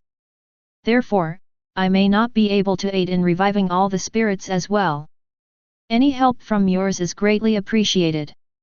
Lord, you have already done enough by eliminating the greatest threat and restoring balance to the plane. Elder Kraken and Madame Monica accepted this truth with a sense of understanding. They knew that it wouldn't have been an easy task for their lord to kick away Godfather Hephaestus while he was weakened. Plus, it's even better this way. We can work on rebuilding the cities while most of the inhabitants are wisps. Madame Monica mentioned. True. Elder Kraken agreed, knowing that if all inhabitants were revived at once and there was no building to house them, it would be a massive pain in the ass for the government. I will leave the details for you guys to handle. If you need anything, call for me. Understanding that it was time to return to their duties, Elder Kraken and Madame Monica bowed down and turned around, planning to leave. Kraken, stay with me for a moment. Madame Monica glanced at Elder Kraken with an inquisitive look and continued on her way, not wanting to be too nosy. Meanwhile, Elder Kraken expected this to happen, so he didn't seem surprised. After Madame Monica left, Elder Kraken smiled wryly and said, I believe you want to discuss the elephant in the room. What's that? Ah, nothing, just a familiar saying I picked up. Elder Kraken coughed and swiftly got serious. You wanna know why I did it? Elder Kraken didn't even plan to hide the notion of him retaining his memories from his previous life, knowing that Felix's story was connected to him heavily. Speak. It was purely for research purposes. Elder Kraken confessed composedly, I was always fascinated by souls, spirits, mental energy, spirit realm, and such. After I mastered everything within my powers in the living world, I knew that I had to come down here to continue my research on the mysticals of the soul. This was my purpose, nothing more, nothing less. I believe you. Lord Hades didn't need much convincing as he could see that Elder Kraken had no intentions of hiding the truth from him anymore. What about the human? Lord Hades asked with narrowed eyes. I owed him a favor in the living world as he had helped with restoring a wisp of my soul and I had to pay him back. Elder Kraken narrated the details of helping Felix restore his memories through his abilities, making sure to leave no details. It wasn't like he loved to overshare, but he knew that if Lord Hades wasn't respecting the fact he fought for the spirit realm's side and remained loyal, he would have infiltrated his memories right away and gotten everything he wanted to know. After he finished his narration and even included many parts of the living world to make his story more believable, Lord Hades began to understand the big picture. Interesting, so you are telling me that child smitten from the Eternal Kingdom. Lord Hades rubbed his chin thoughtfully as he went through such information. At the start of their meeting, he didn't pay much attention to Asna and Felix's situation, even though it was unique, since it didn't affect him or his spirit realm whatsoever.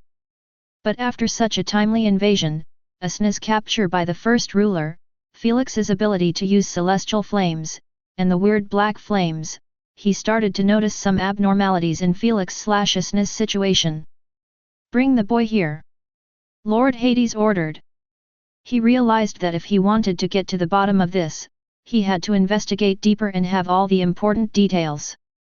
In his eyes, it was far too much of a coincidence that the year Felix and Asna were sent to the spirit realm would click perfectly with the invasion of his spirit realm. Knowing that Felix wanted this meeting to happen and almost killed himself for it, Elder Kraken didn't need to be asked twice. Right away. 1514 A cheap prostitute. Some time later, Felix's floating wisp could be seen placed in the exact spot where his spirit had first stood in the council. Lord Hades channeled an aura of energy and light, surrounding the wisp in a gentle embrace. Slowly but surely, the wisp began to transform. It grew in size and luminosity, its ethereal form coalescing and solidifying just like what happened when Asna revived Felix. As the wisp's form kept getting bigger, Lord Hades raised an eyebrow in intrigue after noticing a mysterious dot of light situated in Felix's heart position. What's that? Why does it emit a fading celestial energy and a bit of recognition to Asna's soul? After Felix's body finished its reformation, only then did the dot take its real shape, which left Lord Hades beyond stunned. It can't be. A few moments later, Felix opened his eyes, and the moment he saw Lord Hades and Elder Kraken, he knew what was going on instantly. He bowed his head in both of their directions, a gesture of profound respect and gratitude. "Thank you," he said, his voice echoing through the council. "For saving and reviving me. Don't mention it, little one." Elder Kraken smiled kindly. "If it weren't for you, we wouldn't be here." "Kraken is right, we are the ones who should be grateful of your great work," Lord Hades expressed, seemingly unbothered by showing such a side to a mortal. "I was simply carrying my duties as a law enforcer," Felix responded humbly. "You sure did." Lord Hades seemed a little pleased. After everything he heard from Elder Kraken, he understood that Felix had the most optimal chance to escape the heavenly plane with his memories intact and get revived during the invasion.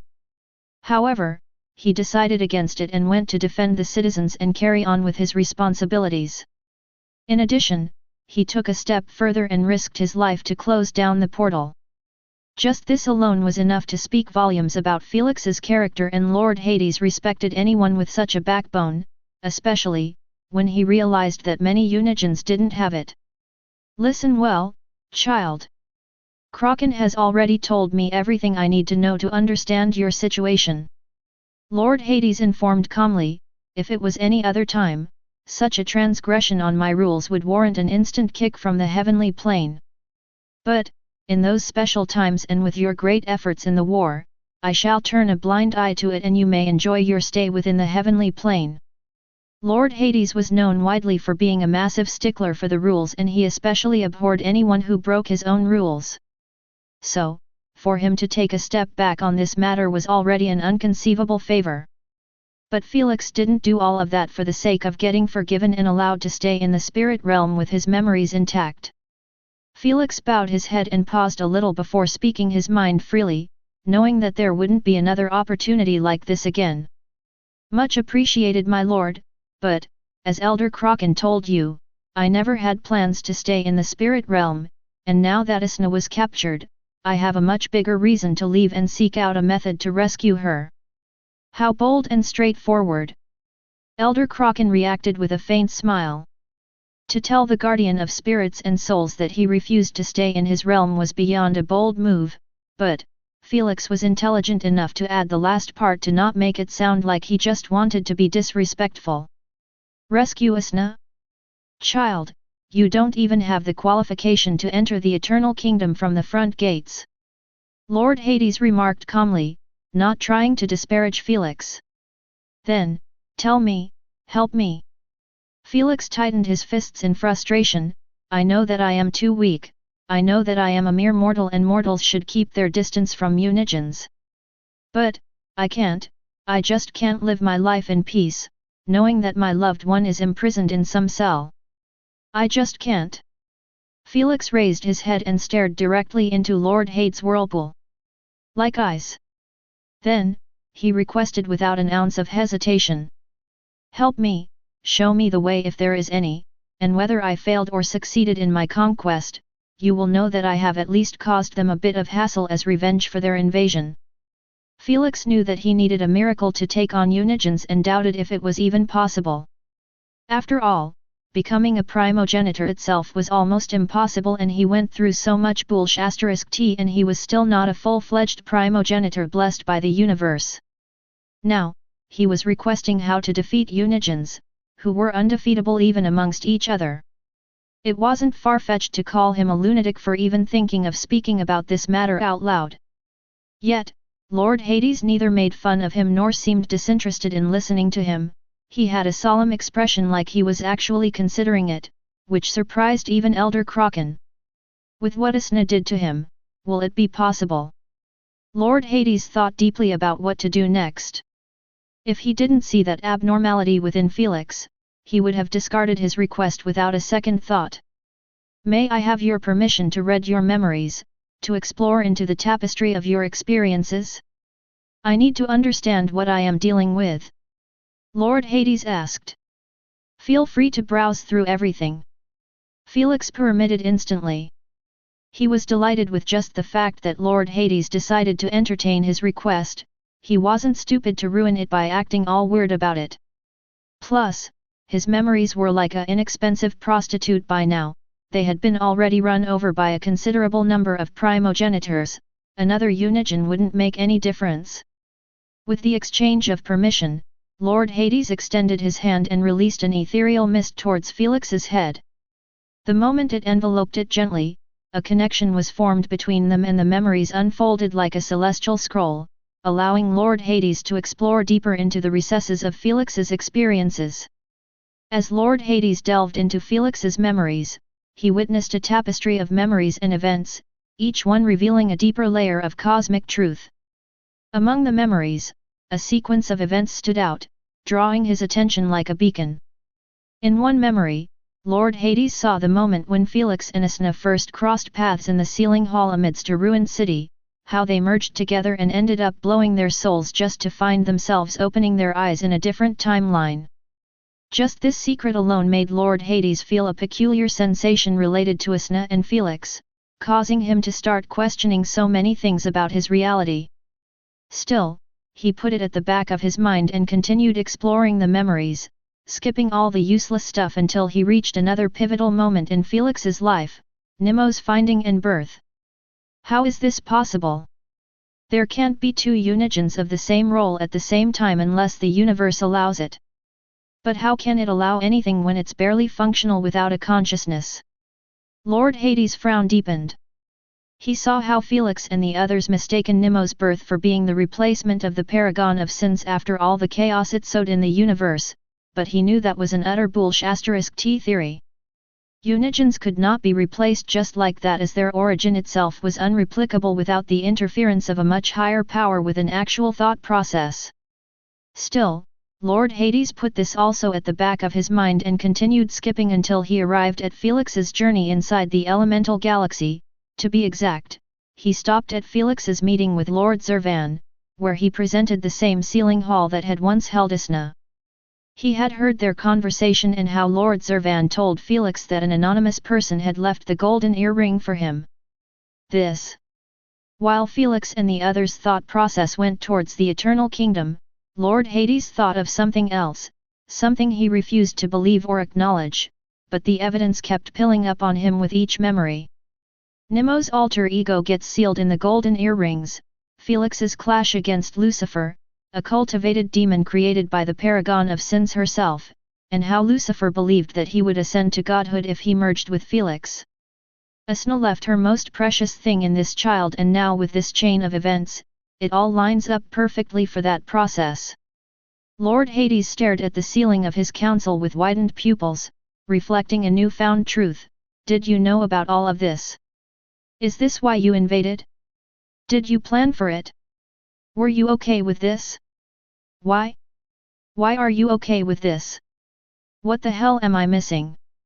1515 There is hope. Lord Hades was left puzzled and intrigued beyond measure, his mind filled with unanswerable questions. He had no idea if the three rulers knew about the truth he found beforehand and manipulated the strings of fate to make it a reality, or if this was just one massive cosmic coincidence. The reason he thought like this, even with such evidence piling up against them, was the fact those three rulers would be the first to suffer from this. If it's really as I envisioned, then, this child before me is. As he stared at Felix's innocent and humane face, he couldn't even continue the rest of the sentence, finding it beyond absurd. Whatever, whether they are on this or not, this is too interesting to pass on. Lord Hades smiled internally. Even though he wasn't a curious individual by heart and would rather live a peaceful and mundane life, this situation was far too intriguing to let it slip by. After going through Felix's memories another time and focusing on other details related to Felix's powers, cultivation systems, and such, he finally disconnected from Felix's mind. Is it done? Felix remarked as he rubbed his forehead, feeling a tingling painful sensation. Yes. Lord Hades nodded. And? Elder Kraken inquired. I can't believe I am going to say this, but there is actually hope for you. Lord Hades shared. Sigh, that's hey? For real. Elder Kraken's eyes widened abruptly after realizing what he said. Even Felix was left staring at Lord Hades in stupefaction, not knowing if he should be delighted or shocked. Who could blame them for their reaction? What Lord Hades said was enough to shock all primogenitors and unigens across the entire universe. A mere mortal becoming a unigen? It would have been an unfunny joke if it hadn't come out of Lord Hades' lips. Don't get too excited now, I only said there is hope, not a guarantee. Lord Hades mentioned. Still, my lord, how is it even possible for hope to exist? Elder Kraken proclaimed, mortal becoming a unigen is 100 times harder than a bottle of water transforming into a bottle of gold on its own, it's just impossible. It wasn't like Elder Kraken was against Felix, but as a man of science and facts, he just couldn't fathom how it would be possible for Felix to become a unigen. It was like a rat sleeping as one for a night and the next morning it woke up as a human. It's indeed impossible for everyone else around the universe, but somehow, it isn't for him. Lord Hades smiled wryly. It can be said this opportunity to be written on the stars for him, as even the fact he is a human is a must. I am willing to do anything to make it happen, just tell me what I need to do. Felix swiftly requested with an eager and serious look, realizing that the heavens hadn't forsaken him after all. I will call you when I finish preparing the method, it's not a simple process in the slightest. Lord Hades said, for now, you need to empower your soul to its new limitation. This would serve as the foundation upon which the grand transformation would be built. New limitation. Felix was confused. Each spirit has a limitation to which how strong its soul could be, and this depends heavily on the previous life species and race. When spirits die, automatically they become near the limitation since they will have no physical body to hold them back. Lord Hades clarified calmly, the spiritual treasures you consumed brought you closer and closer to the limit. But, after what Asna did to you, your spiritual limitation can be uttered to have increased significantly, already surpassing the primogenitor's spiritual prowess. This. Felix and Elder Kraken were both left shocked after hearing the last part. Primogenitor's spiritual pressure came from their social standing in the universe, which was heavily linked to their souls and races. For example, when Felix died, his spiritual pressure fell back to its standardized level, which was a spiritual pressure belonging to a human. That's because he had yet to enter the origin realm and transform his race permanently, which would affect his soul as well permanently. So, when he died, all of the borrowed strength he was relying on was gone and the spiritual pressure resulting from it disappeared too. Meanwhile, Elder Kraken's spiritual prowess was powerful from the moment he entered the spirit realm because he was a primogenitor through and through. If it wasn't for Duke Humphrey relying on the Codex Divinity to cancel Elder Kraken's abilities and telekinesis prowess, he would have wiped the floor with him. What did Asna do exactly to him? Elder Kraken asked with a serious tone what was in Felix's mind. She did something that only that madwoman would be daring enough to do. Lord Hades smiled wryly as he said, she gave him her. A while ago. Inside a pocket dimension in the heart of the Eternal Kingdom, a scene of cosmic significance unfolded, a sight that transcended the boundaries of mortal perception. At the center of this celestial tableau stood a tiny, pitch-black hole, an enigma of unfathomable gravity and mystery. This minuscule singularity, a cosmic anomaly in its own right, was surrounded by a circular pool of thick milky white mist. The mist exuded an otherworldly aura, its ethereal tendrils reaching outward as if to enshroud the enigmatic void in a shroud of celestial secrecy. It gave the same sensation as celestial energy. Before this cosmic tableau were arranged 3 high, overreaching thrones, each an embodiment of celestial authority and power. These thrones, cloaked in an opulent radiance, exuded an aura of transcendence. At their pinnacle, where one might expect to find regal occupants, there existed only blinding spheres of light. These radiant spheres, their luminosity too intense for mortal eyes to fully perceive, appeared like the ethereal eyes of celestial deities, watchful, unerring, and enigmatic. Their light seemed to form an impenetrable blockade, obscuring the beings of cosmic significance that may or may not have occupied these thrones. Beneath the overreaching thrones were 6 lower thrones, arranged in 2 tiers of 3. These thrones were equally magnificent, though their presence seemed to acknowledge a ranking within the celestial realm. No one was sitting on those thrones. "What have you done?" A deep voice echoed akin to a cosmic song around the tableau, addressing the gorgeous crimson-haired Asna. She was seen standing in the center of the tableau with a careless rebellious look, seemingly unfearful of her situation. Though, she looked quite weak and sickly, which should have been impossible considering her identity. "I did what I had to do," Asna replied indifferently. "Have you lost your mind? How can you put your core within a mortal? You didn't just sentence him to a life full of hardships, his body is bound to give in sooner or later and get erased even considering your soul's compatibility. Who cares about him?" One of the 3 divine lights intervened with a cold tone, "If we don't retrieve her core, she will fall into an eternal slumber sooner or later. An eternal slumber is much better than getting imprisoned by your old fogies again." Asna spat on the ground in disgust. Seeing how uncooperative she was, the 3 rulers knew that it was useless to argue with her. She was clearly too pissed off at them to bother respecting anything they said. "Don't you realize that you have just put a target on your little mortal?" The first ruler spoke emotionlessly. "We need that core and you know we will do anything to get it back." "What? Are you going to smite him again?" Asna sneered. "Why do you think I have given it to him? I don't trust you fools and I would rather keep my man protected with my core against your cowardly attacks." Although the first ruler seemed to have shown mercy to Felix when he came to retrieve Asna, she didn't trust that he wouldn't hurt him the next time. After all, they had already killed him once and she believed that they could do it easily a second time. However, with her core fused with him, if he was ever reborn with it, such divine smites would be useless against him. The only way to truly kill him was if he dared step inside the eternal kingdom on his own. 1516 A Unigen's core. "You were always a foolish one, Sai, but this is too far." The second ruler's voice was feminine and soft, resembling a warm mother. "What's too far is your refusal to let me live my life in peace ever since I was born." Asna got angered and cursed. "If I knew my life would be this *tty, I would have rather been born as a mortal. We have told you many times that it's for your own good, but you refuse to listen." The first ruler shook his head. "My own good?" Asna scoffed.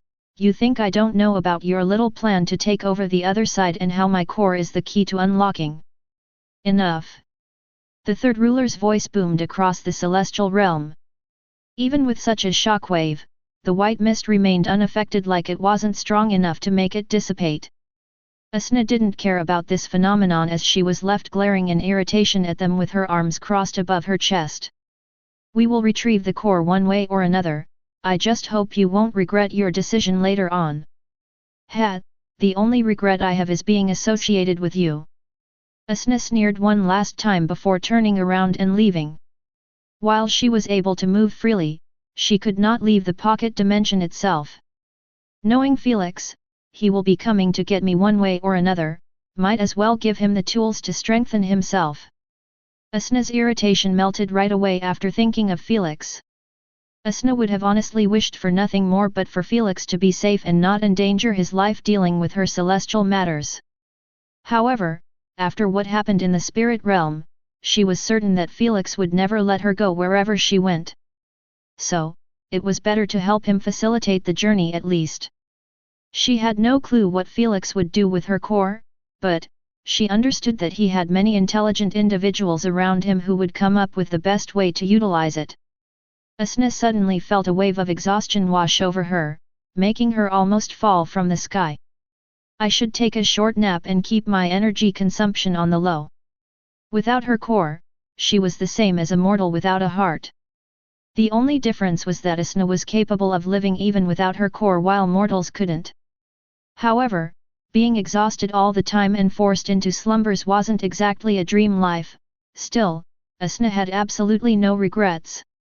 After she entered her new home, the three rulers were seen still on their thrones. Everything is going as the prophecy suggested. There is a bit of irregularity here and there, but nothing too serious. The third ruler spoke calmly. His tone was no longer enraged like he was putting a mere act before Asna. We should watch out for those irregularities. When it comes to maintaining a timeline, a single one can cause our entire efforts to collapse. The second ruler warned with a soft tone. The prophecies have always been correct and predicted everything so far. All we have to do is put our faith in them, and the day of our liberation will arrive. The first ruler uttered, his golden shimmering eyes affixed on that tiny little black hole, staring at it with such longing and desire even the blinding light couldn't hide them. One could only wonder what those three rulers were planning to do, as it was clear that capturing Asna wasn't even close to the end of the story and it was a mere part of their grand scheme. Back to the present, on the other side. She bestowed me her core. Felix raised an eyebrow in surprise, not really understanding what that meant as it was the first time he heard about such a thing. Even Elder Kraken was confused. A Unigen's core is the same as the heart for mortals. Lord Hades explained, we don't possess any particular physical appearance and we can turn to whatever shape we desire because of this core. It's the source of our powers, strength, and overall identity. A Unigen having his core destroyed is the only way for him to truly die. Lord Hades shook his head, so, for Asna to put it within you, it's beyond a foolish decision as you are prone to get killed quite easily. After hearing this, Felix was left with no words to respond. He reached out with his hand to his heart and held his chest tightly, feeling Asna's core buried inside his heart. He realized that when Asna said that her heart would always be with him, it wasn't metaphorical at all. Soon, he smiled faintly and murmured, is this your way of telling me that the stakes are still the same? If I die, we die together. When Felix's soul was merged with Asna, their life and death were connected together. The fact that Asna placed herself in a position of having absolutely no control over her life yet again was beyond a loyal gesture. It was a sign of respect, love, and absolute trust in Felix. Wait, if her core with me, how can she be fine? Felix suddenly became concerned, knowing that there was no way Asna would be alright after separating from her heart. Well, she won't die, but she won't have much energy to do anything. Lord Hades shared, she will mostly be sleeping until her core returns to its rightful place. Asna. Even though the stakes weren't so high, Felix still felt horrible at the contemplated of Asna being forced into slumber because of him. He knew that Asna's true motives were to help him get stronger, but to come at the expense of her comfort wasn't easy to accept. Don't waste your time on such useless thoughts. Lord Hades mentioned, you should be grateful to possess her core, without it, you wouldn't have a shot to become a Unigen too. Upon hearing this, both Elder Kraken and Felix refocused on him with solemn expressions. They didn't need to ask as Lord Hades continued on. For now, I don't know how much you can use the core, but since your souls were weirdly too compatible, I believe that you can absorb celestial energy directly from the atmosphere and manipulate it into celestial flames or whatnot. Lord Hades expressed.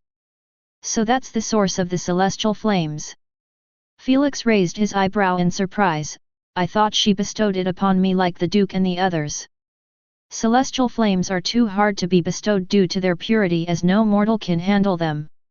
The divinities were introduced to lower the concentration of the celestial energy and make it accessible, that's why the lower the percentage of the celestial energy, the more people could use them.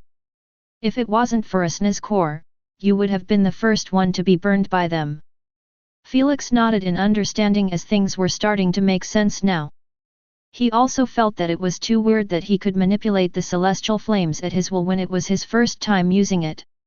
It turned out that Asna's core was doing most of the work and it was merely responding to his wishes. Is it possible to communicate with Asna through her core?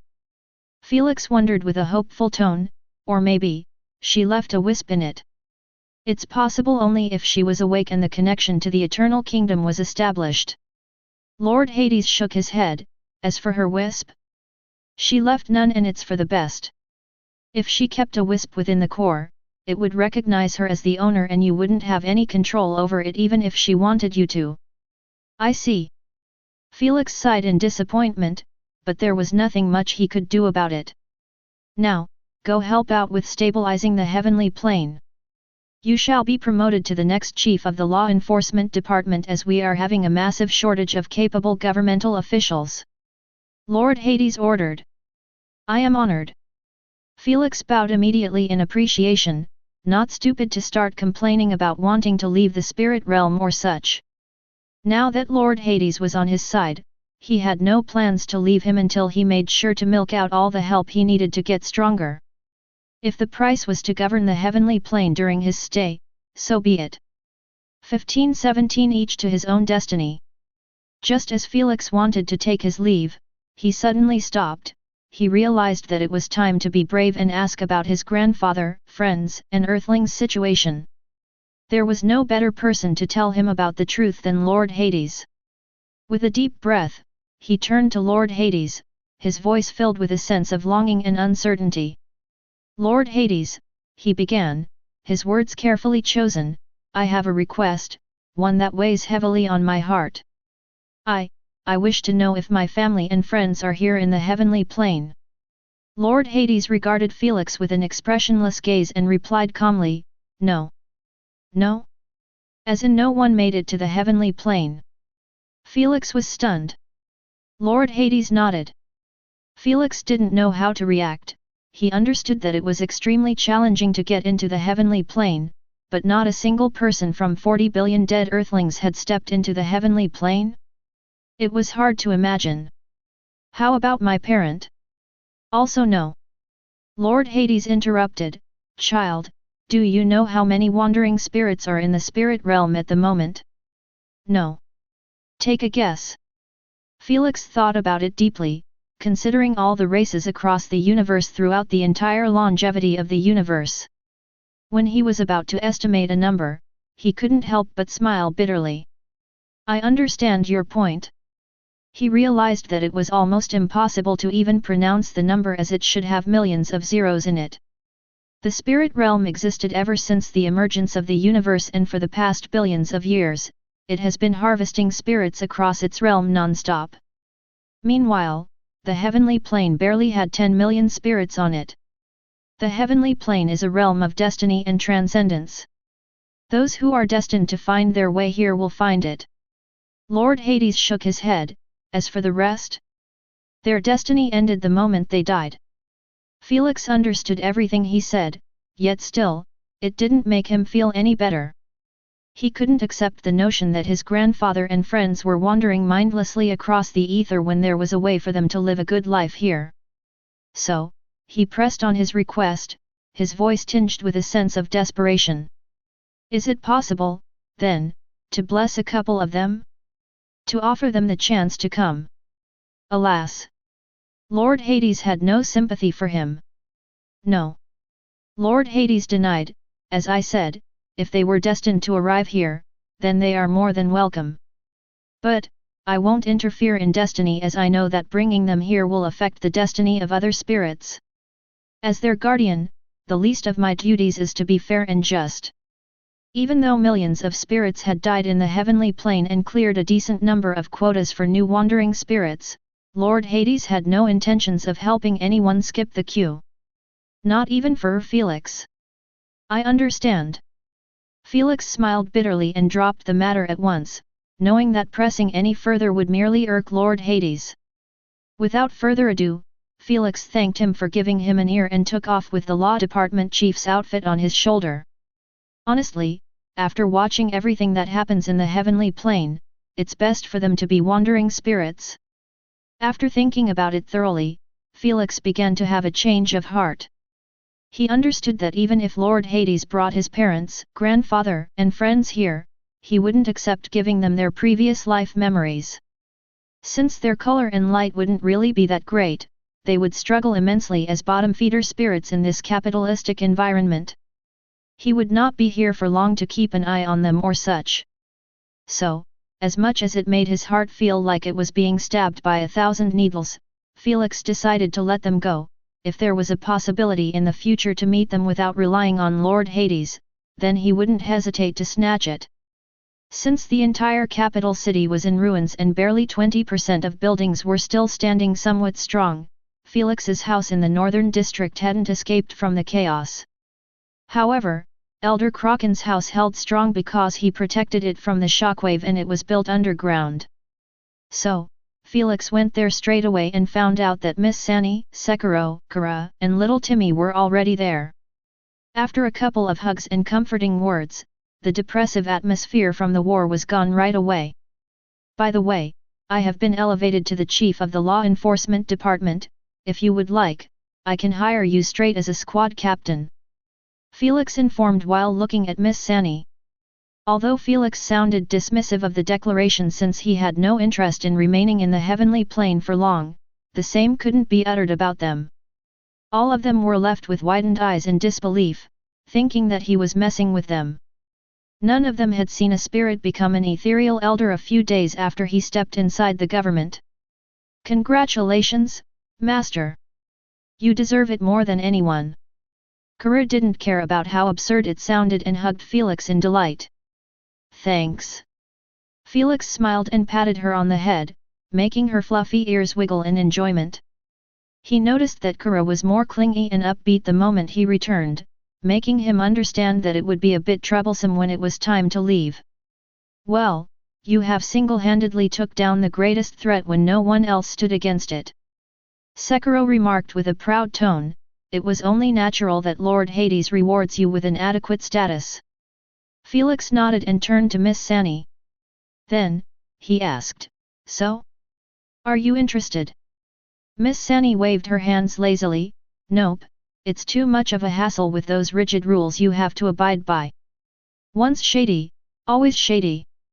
Felix chuckled and didn't press any further, knowing his previous master's character pretty well. Miss Sani's eyelids twitched but didn't disagree with him as she indeed wanted to carry on her business in the grey. By the way, does anyone have an extra crystal device? Felix suddenly inquired with a solemn expression. Take. Miss Sani threw one at him like she had a hidden stash on the side. Felix brought the gadget near the barcode on his wrist and it scanned it once. The gadget got linked to his identity immediately and showed him all the data he had stored in his previously ruined device. Then, he swiftly reached out to his previous captain, Charleston, and other squad members to check on them. Unfortunately, no one picked up the call. This gave Felix a bad feeling. Maybe they have been turned into wisps. Before this thought could take root in his mind, Miss Sani shared with a sorrowful smile after noticing his screen, my apologies, but I don't think they exist with us anymore. I don't know about Ravager, but I have seen the rest getting erased with the Arbiters and Ethereal Elders by the Duke. I see. As Felix received the devastating news of his former squad mates' deaths, a shroud of sorrow descended upon him, their memories lingering like ethereal echoes in the depths of his soul. He might not have spent a lot of time with them or cared much to learn about their lives, but they were his squad mates and he hadn't seen anything bad from them ever since their first meeting, especially Captain Charleston, who stood by his side all the time even when he was a mere trainee. They have died an honorable death and I will make sure that their achievements will be etched in the minds of all old and new spirits for eternity. Felix proclaimed. With his new authority, he knew that he could create a memorial for all the lost law enforcers and no one could stop him, but first, he had to help with the restoration of the heavenly plane. He put on the new chief's outfit and it fit him incredibly well, giving him a new sense of unquestionable authority. Then, Felix opened a hologram and called all the law enforcers across the entire heavenly plane, wanting to make his first announcement. It was time for the Grand Supreme Leader to take a role befitting of his previous status. 1518 The Spiritual Pool. Across the entire heavenly plane, a hologram of Felix Maxwell materialized in front of the law enforcers' devices automatically. His presence commanded attention. Everyone halted their duties as they stared at Felix with a startled expression. All law enforcers had recognized him since his name and image became more popular after his squad took down the fallen Spectre's organization.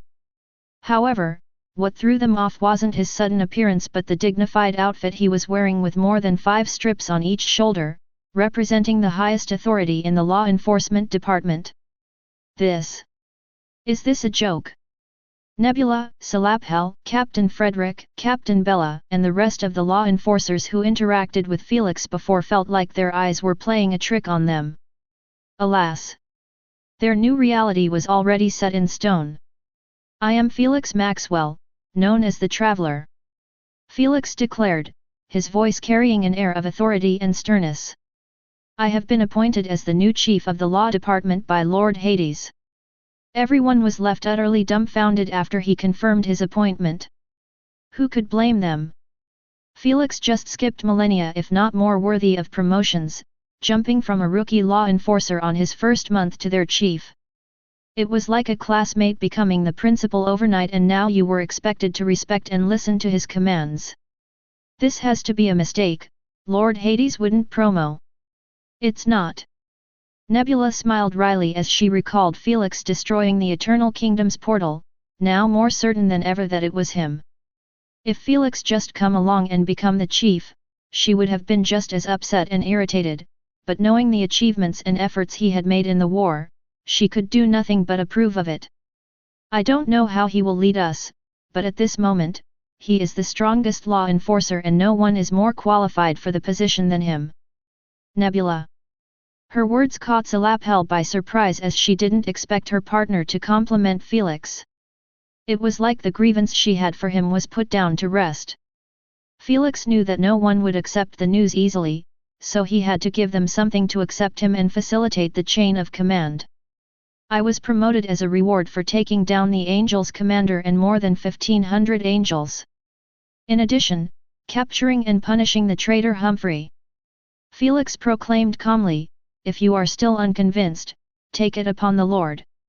The law enforcers stood in stunned silence as Felix revealed his pivotal role in taking down the commander and the Duke, as well as shattering the portal. Then, chatter broke in all gatherings. It was him. The spirit in white and black flames. Is he a plant of Lord Hades? No way a normal spirit can get this powerful.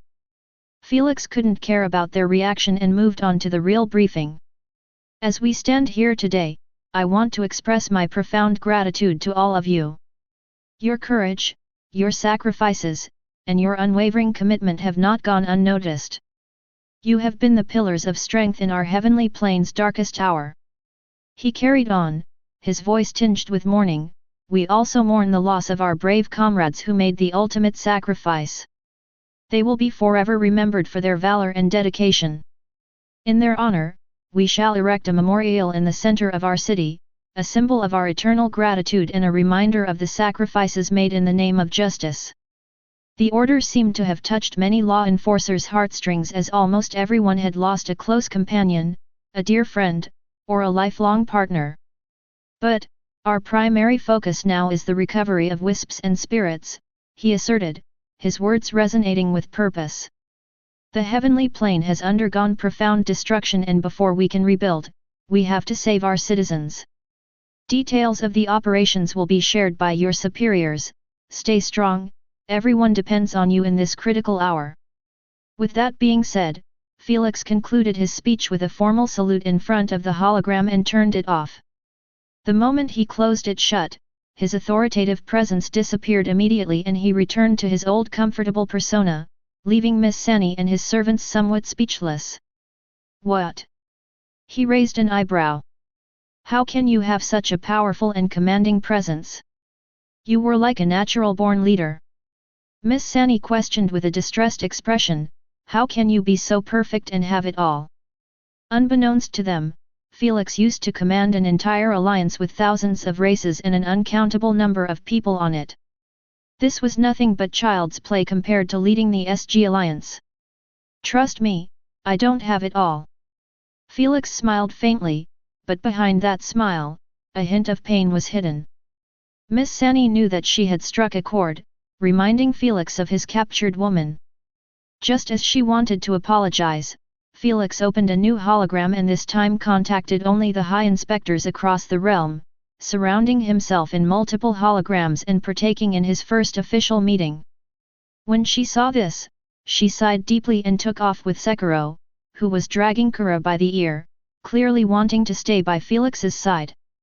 7 days later, the capital city was already close to having all of its central and northern zones rebuilt, leaving the outskirts to be a land of junk for now.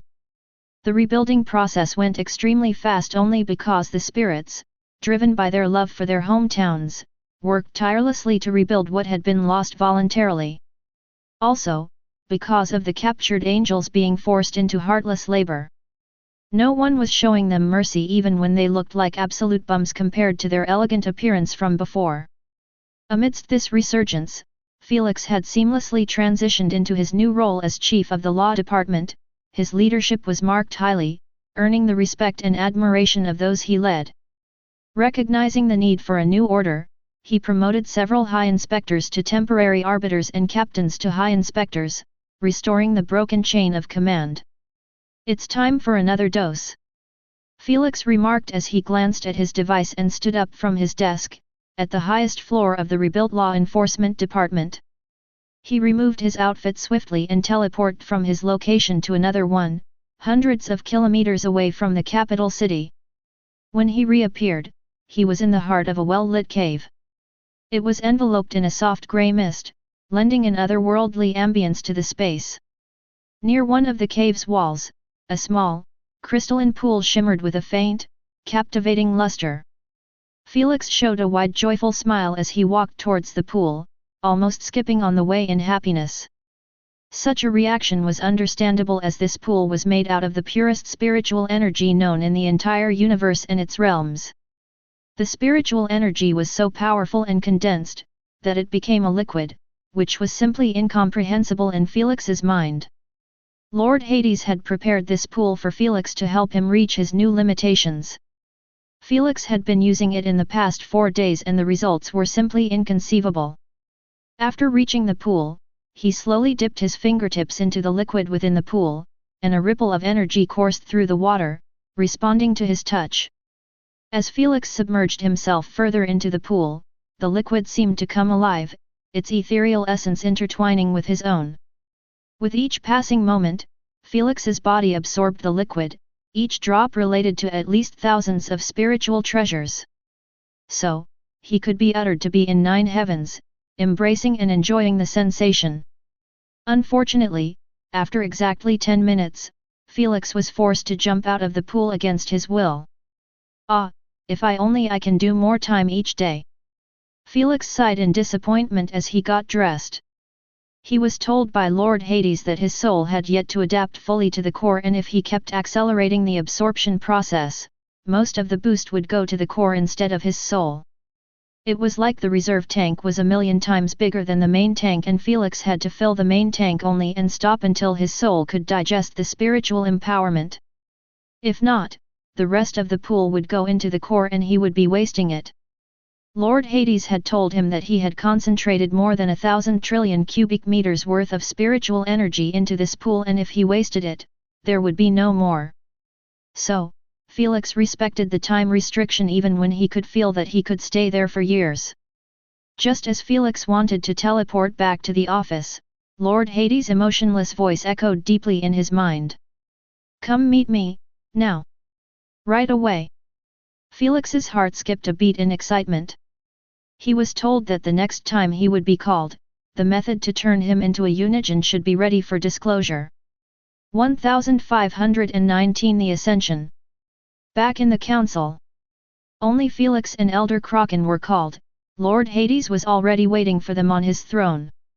"Listen well, becoming an Unigen isn't guaranteed. I have merely created this method out of a theory and you will be the first to test it out in the history of the universe." Lord Hades said composedly. "I understand." Felix nodded. He didn't forget that Lord Hades only said that there was hope for him. "That being said, I have come up with the best method to ensure your ascension and it has multiple steps that you need to respect and clear without a single mistake. Lord Hades waved his hand and displayed a spiritual mirror, showing an exact clone of Felix from when he was still using Lord Shiva's bloodline. The moment Felix saw that figure, his eyes widened in shock, and exclaimed, "Lucifer!" Even Elder Kraken was surprised. What does he have to do with any of this? As far as I remember, Felix has erased his existence through totality collapse, and I doubt even he can revive after getting hit by it. Elder Kraken expressed. This is a live feed of his whereabouts. Lord Hades said calmly, he is nowhere dead. What? How? Felix was beyond confused. He never thought about Lucifer the moment he killed him. Lord Shiva's ultimate ability wasn't like any other, where one could take it and revive it later on. It was powerful enough, that a significant portion of the universe was deleted by it. Felix watched with his own eyes how nothing was left of Lucifer. You are truly naive if you thought a being created by that old coot would have his journey end that abruptly. She created him for a reason and she won't allow him to die until he achieves it. Lord Hades said, right now, she is slumbering again, which means, she has abused her powers to revive him. Paragon of sins. Felix narrowed his eyes. If it was her doing, Felix wouldn't have any more doubts that Lucifer was still alive and kicking. Is it related to ascension to demon god or such crap? Elder Kraken mentioned, we have watched Lucifer's life inside an illusion based on his fantasy, and it seems like he believes that he will dominate the entire universe if he is able to merge with this boy. He was merely delusional. Lord Hades said, he wouldn't have turned to a demon god or whatnot, but he could have possessed the boy's body and got everything that he has. That's something I always wanted to know about. Felix asked, how can he even have the possibility of possessing my body? Doesn't his soul need to be compatible with mine? Felix was told that having a SNES soul compatible with him is already a miracle on its own, but to have another one? What, was his soul some cheap product easily copied? He wondered. That's something I am not too sure about. Lord Hades replied, I believe the Paragon used her laws to make your souls compatible. Of course. Felix instantly believed it. He had seen how powerful Unigens were, and the Paragon possessed the greed law ability to wish for anything as long as she could afford the price. But why though? Why is she so hell-bent on making Lucifer possess my body? Felix frowned. The fact that she brought Lucifer back up again even at the expense of her punishment made him realize that his story with the Paragon of Sins runs deeper than he thought. This really confused him since he never really had any bad interactions or any interactions of such sort with her. I don't know if my judgment is correct or not, but I believe that she isn't doing this for the sake of Lucifer. Lord Hades paused before dropping a bombshell on them. I think she is doing this so you can possess Lucifer's powers. Hey. His bold statement startled Felix and Elder Kraken, as they would have never thought of it in this way, not in a million years. Why do you think so? What does she have to gain from this? It doesn't make sense. Elder Kraken fired a series of questions. As I said, I am not too certain about my judgment. Lord Hades shook his head. Lord Hades uttered this only because of his grand assumption being linked to the Paragon of Sins' motive for doing this. He had no interest in sharing his grand presumption with anyone, as they would label him as insane even if he was the guardian of spirits and souls. Listen, if you want her motives, ask her about them. For now, you need to understand that merging with Lucifer and devouring his powers of evil energy is the beginning of everything. Lord Hades shared, if you succeeded in doing it, then my theory has a baseline and we can continue with the rest of the plan, but if it failed, there is no need to learn about the rest. I understand. Felix nodded.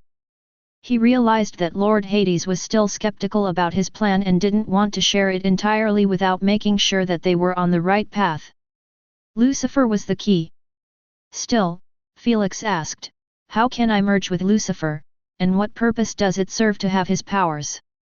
His powers aren't the main focus, but his perfect compatibility to negative/evil energy is what matters.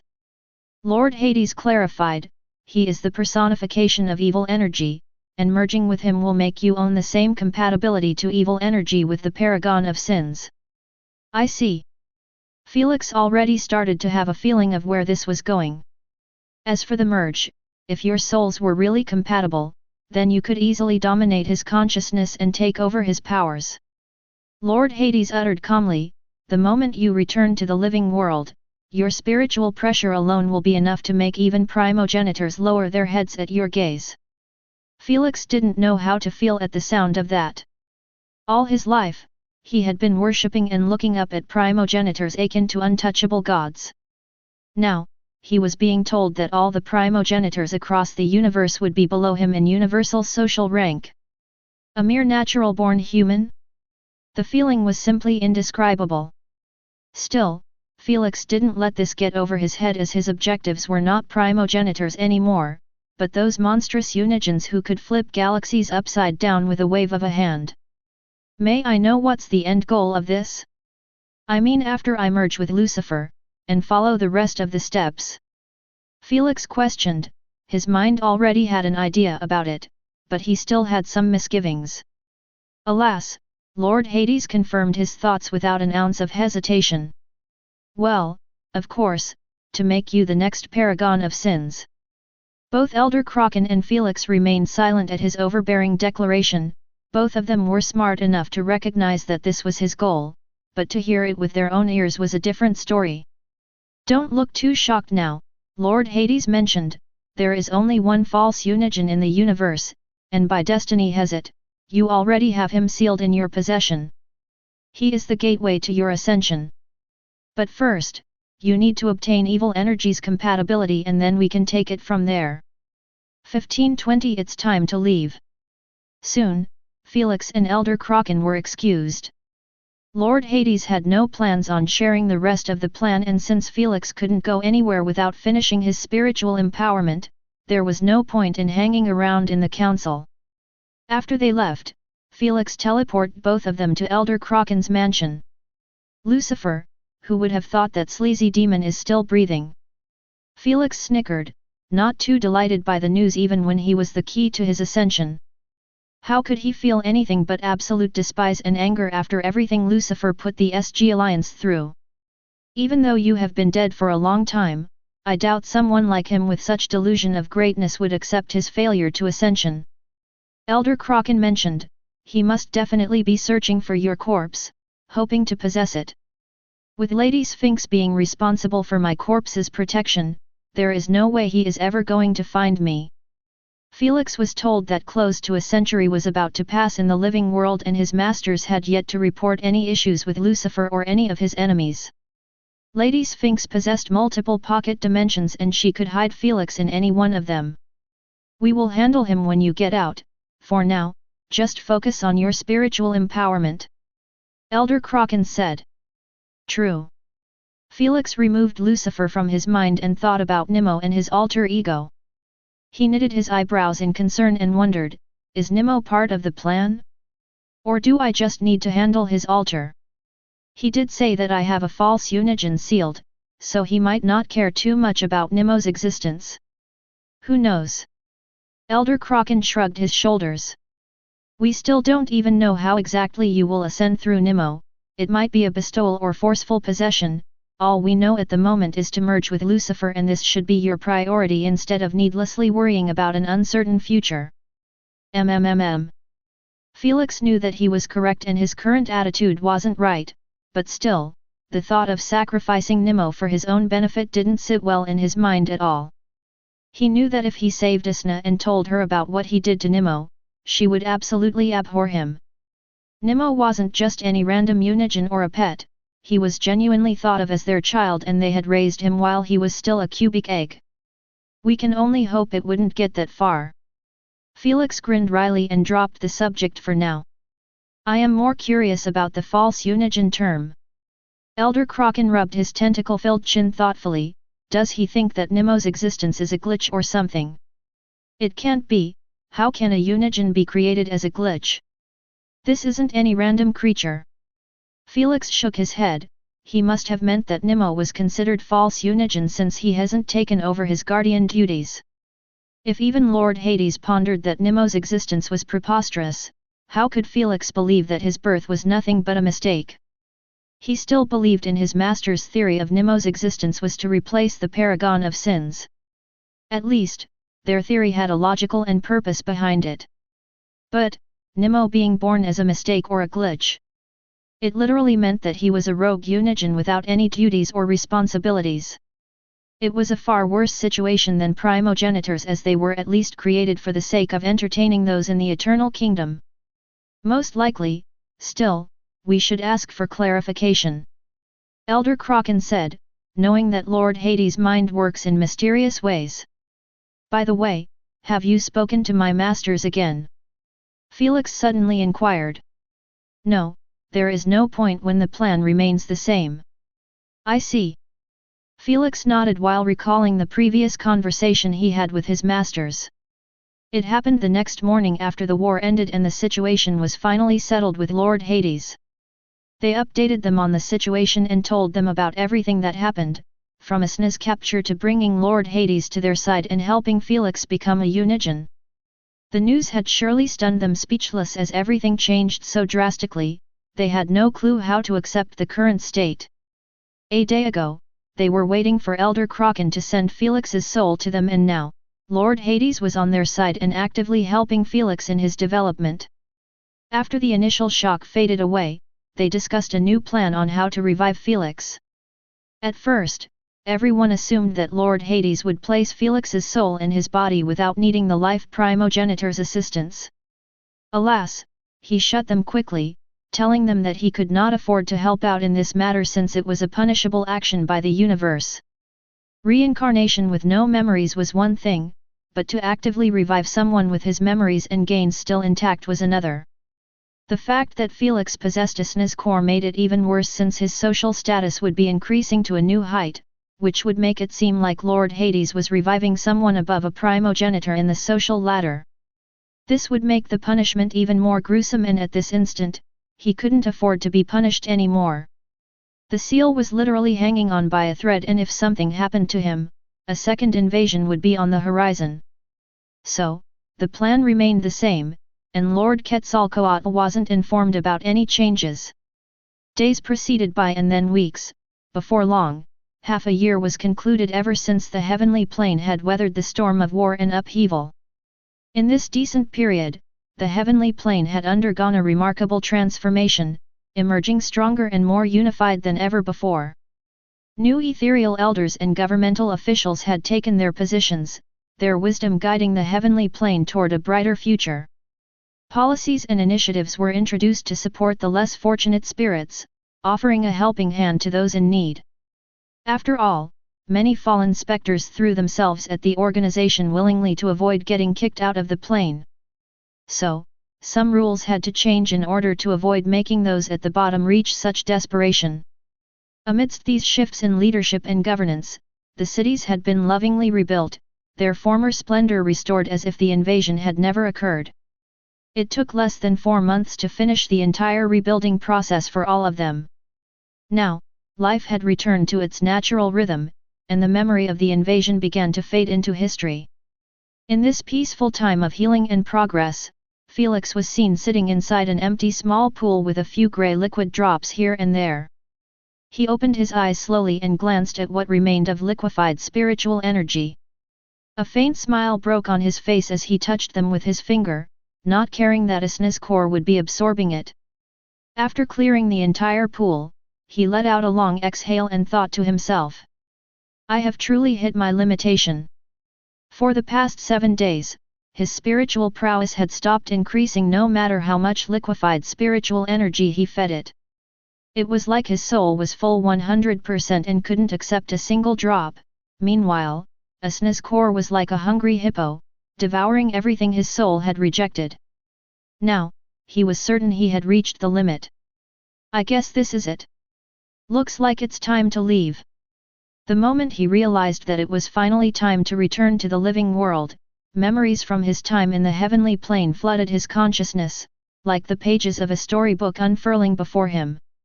It had been a whirlwind journey, and each memory held its own significance. He remembered the first day he arrived in the heavenly plane, confused, emotionless, and partnerless. He recalled his climb in the heavenly planes tournament, proving himself against formidable opponents and growing stronger with each victory, even dethroning Nebula, the 10-time champion. He recalled the weeks when he had been homeless, living in a makeshift tent beneath the ethereal skies in the central garden with his servants. He recalled his first case as a detective, bringing down Sir Azravan and his operate, forget that, blackmailing him for his money as a crooked detective. How could he forget about joining the law force and taking down an entire criminal organization operated by an ethereal elder? Or him having a big hand in saving the heavenly plane from destruction? In just 1 year, Felix's journey in the heavenly plane had been a roller coaster of challenges, triumphs, and personal growth. As he recalled these memories, he realized how far he had come and how much he had accomplished. Yet still, his favorite memory was his reunion with his beloved Asna, as it made him understand more than ever that he could not live without her presence. She was the light of his eyes and the sun in his orbit. As they say, whatever great things one does, it would never be great without a partner, a lover, a parent, or a friend to share the moment with. 1 year, hey, it sure has been one of my busiest years. Felix grinned as he scratched his cheek, feeling a bit sentimental. Still, without an ounce of hesitation, he stood up from the pool and strolled out of the cave, letting the glamorous sunlight shower his face. But, it's time to return to my rightful place, Felix uttered with a cold smirk as he teleported away, having no notion of staying here for another day. The pondered of his woman slumbering as a punishment for his weakness could never let him rest for a single day ever again. From today onwards, nothing shall stand in his way to rescue her, not even those self-proclaimed gods. 1521 Getting disciplined. The first thing Felix did after teleporting to Elder Kraken's mansion was place a handwritten lengthy letter for each of his companions on the living room table. Then, he patted them with a soft smile and teleported to the council, not planning to stay behind and say his goodbyes face to face. He was never great with goodbyes, and the fact that he would most likely never return to the heavenly plane made it even harder for him to speak with Kara, Sekiro, and Miss Sani. Plus, he was banned by Lord Hades for exposing his leaving with his memories intact. So, instead of lying to their faces, it was best to write down that he would be taking the reincarnation opportunity. I hope you live a prosperous life. Felix uttered one last time, and then he took off the moment he heard footsteps near the door. After he reappeared, he noticed that Lord Hades was already seated on his throne all by himself. Are you ready? He asked emotionlessly. Yes. Felix nodded. I will transport you to the area near your corpse, so it will be easier for that irritating menace to pick you up. Lord Hades stated. I understand. Felix's eyelids twitched, knowing that Lord Hades wasn't a fan of the life primogenitor. It was expected, as he had bragged to his peers that he was reviving wandering spirits for fun against Lord Hades' wishes. Soon, Elder Kraken finished with whatever business he had on and joined them. With him on board, the connection with Felix's masters was established and they began their preparation from the other side. Lord Quetzalcoatl, it's time to cash in that favor, please. Lady Sphinx requested through her AP bracelet. Lord Quetzalcoatl appeared on the screen with the same friendly and upbeat expression. With pleasure.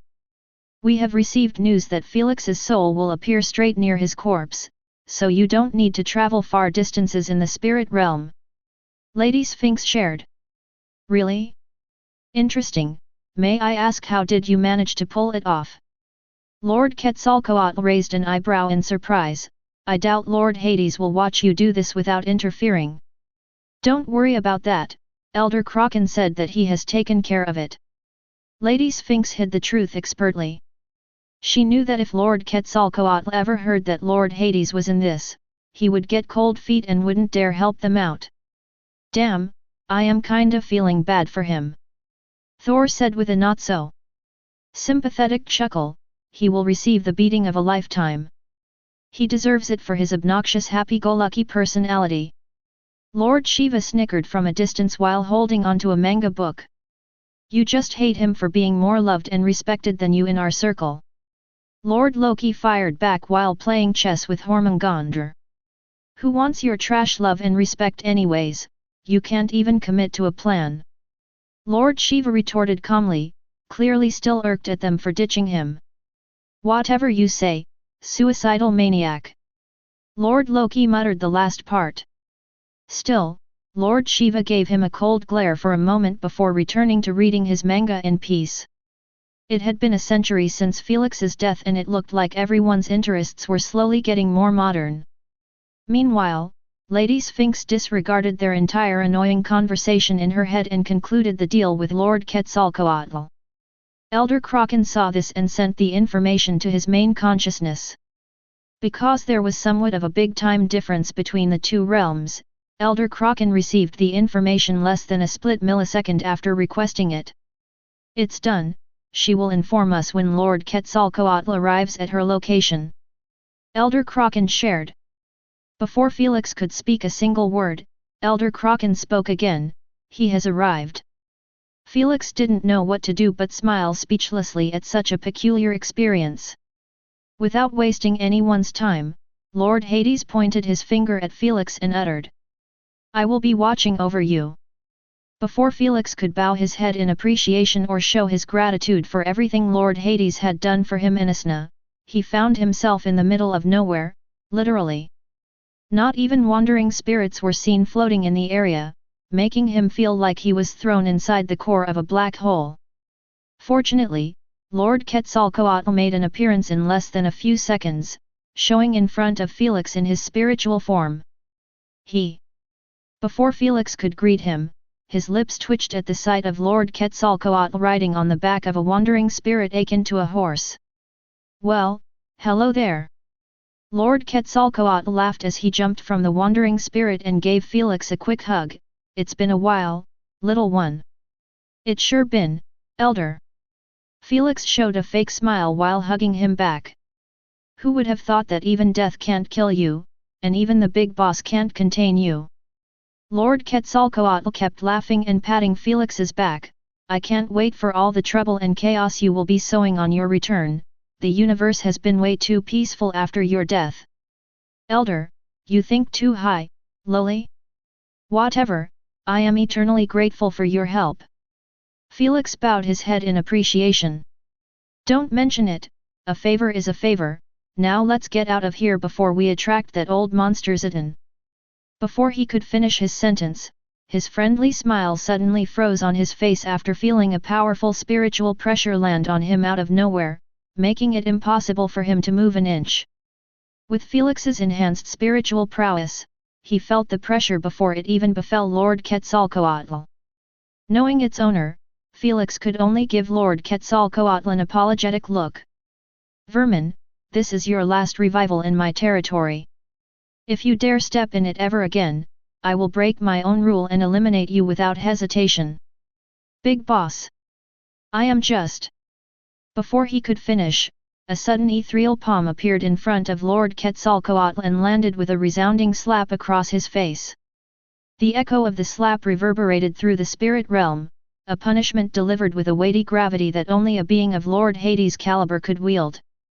Quetzalcoatl winced, both from the sting and the humiliation of being chastised before Felix.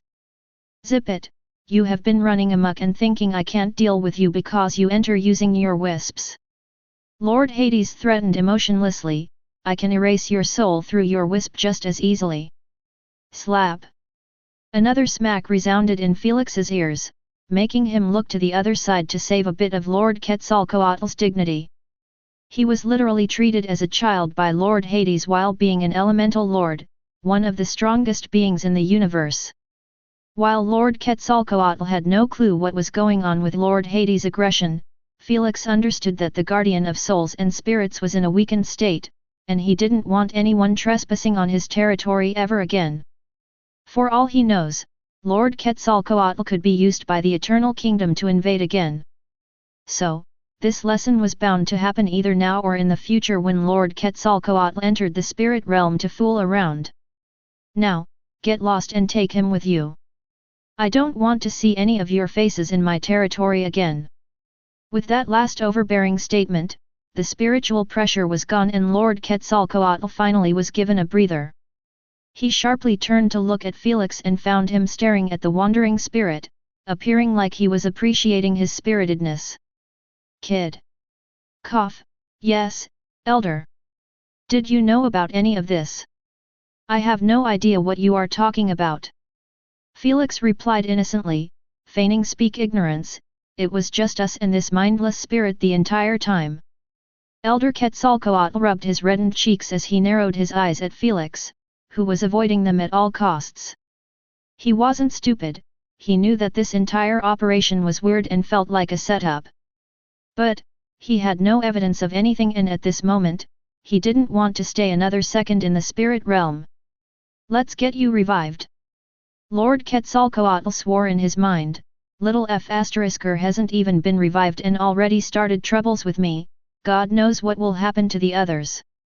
If it wasn't for Lord Hades' order to take Felix with him, he would have departed him here and left alone. 1522 The Universal Announcement. Amidst the humming machinery and the ethereal glow of mystical equipment in Lady Sphinx's lab, a momentous event unfolded. Felix's lifeless body lay on a sterile table, finally released from Absolute Zero's effect. If it weren't for Fenrir keeping his ability active for the past century, Felix's body would have deteriorated a little. Just a little, since his corpse was considered a treasure on its own. Give me space. I am about to begin. Lord Quetzalcoatl requested. He was sitting in a meditation position near Felix's corpse while Lady Sphinx and Fenrir were on the other side. All right. Both of them walked away from the table with looks of intrigue and anticipation, as this was the first time they were about to witness the life domain in action. It seemed like Lord Quetzalcoatl had no idea about what happened on the other side. Otherwise, he wouldn't be this polite. It was expected, since not everyone was a great soul user like Elder Kraken, to link their main consciousness with their wisps in the spirit realm.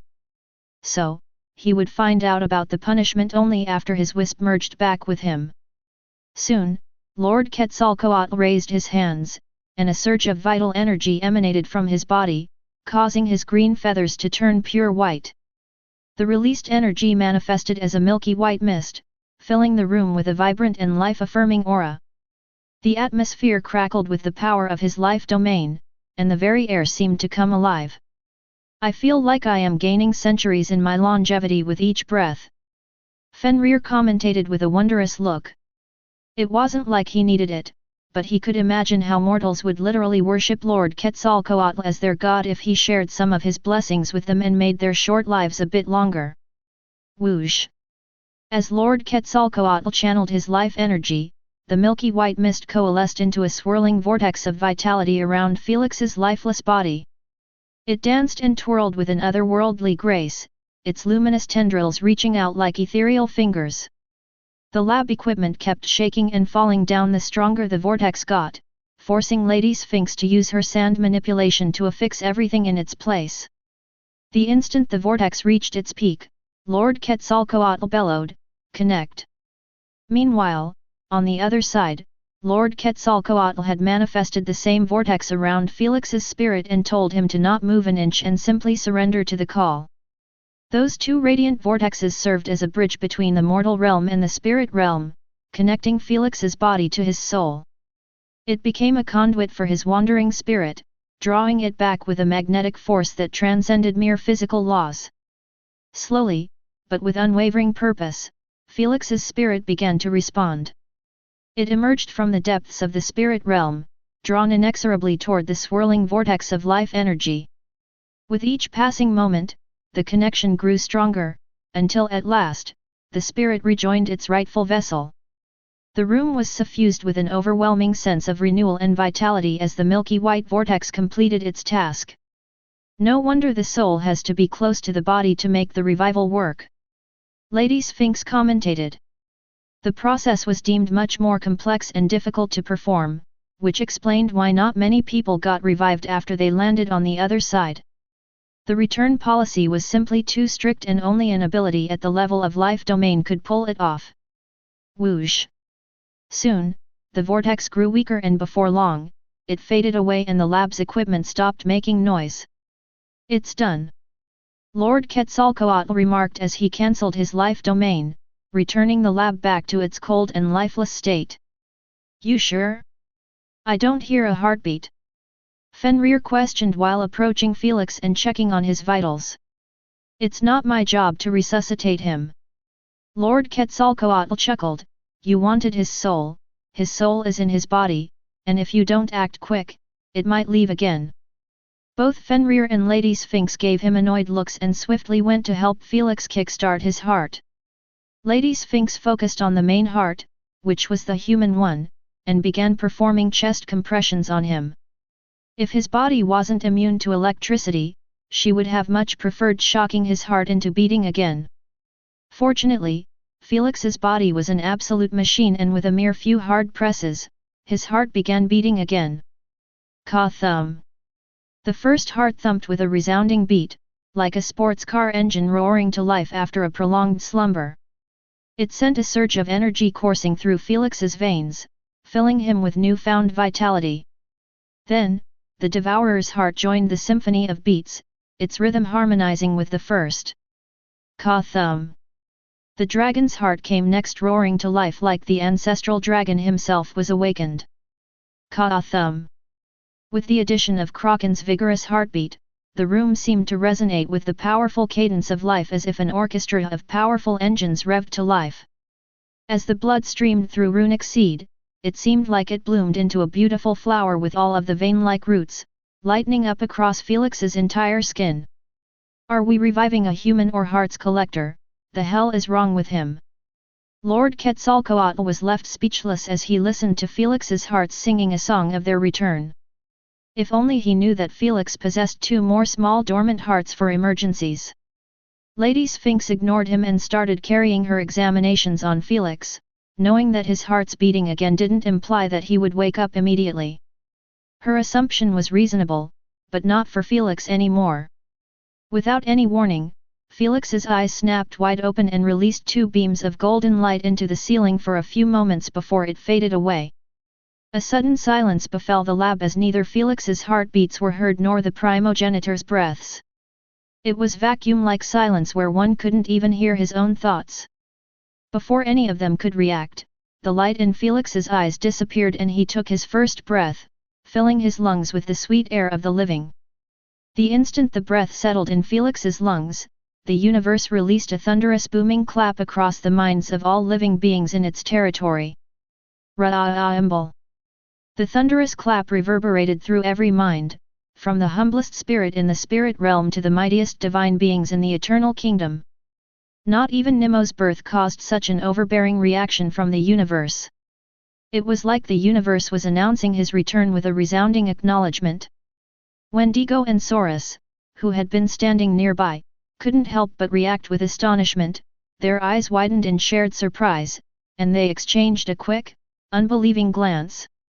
Noah, Olivia, Bodadai, Candace, Empress Emily, Empress Scarlet, Werewolves King Tresnor, and many of Scallions' leaders dropped whatever they were doing and looked into the sky in the same direction like their souls recognized the source of the thunderous clap. Lady Yggdrasil, Erebus, Elder Aspidicelone, Siren, Kumiho, Jorgamo, Cyclope, and the rest of the primogenitors all seemed to share a similar reaction to the Darkins, astounded, stunned, and most importantly, intrigued. The rest of the citizens and people were simply terrified out of their wits and went straight to the UVR's network to discuss this déjà vu phenomenon. Across the entire universe, only 2 people seemed to have a different reaction to the universal clap. Selphie and Lucifer. Both of them felt their hearts tingle like their souls were touched on a deep personal level. In this universe, they they were certain that only one person could make them feel this type of way. Selphie sat in the room, her heart heavy with emotions that had never truly dissipated. As she linked the cosmic event to Felix's return, her eyes began to well up with tears, and her voice quivered with a mixture of sadness and lingering sorrow. "Felix," she whispered softly, as she hugged her knees, rolling up into a small fragile ball. The pain of losing him had never truly gone away, instead, it lay dormant, ready to resurface at any reminder of his absence. High elves lived for a very, very long time, and the fact that their love could be directed at one person alone throughout their entire life was a blessing and a curse. In the case of Selphie, it was far worse than just a curse. 1 century had gone by and her love and desire for him had only grown stronger and stronger. On the other side of the universe, Lucifer couldn't contain his elation. Ha ha ha! I knew it! I knew that his life wouldn't end like that. His laughter erupted like a thunderstorm, reverberating through the very fabric of existence. It was a laugh that echoed with a hint of madness and unbridled ambition. Felix! He exclaimed, his voice tinged with both triumph and manic glee. His eyes gleamed with an unholy light as he stared at faraway stars, and his expression twisted into a wicked grin. The path to godhood, he declared, his laughter still resounding in the air, has been rebuilt, and I shall ascend once more. His fixation with attaining divine power and universal domination was unquestionably fervent, and the return of Felix had revived the fires of his ambition.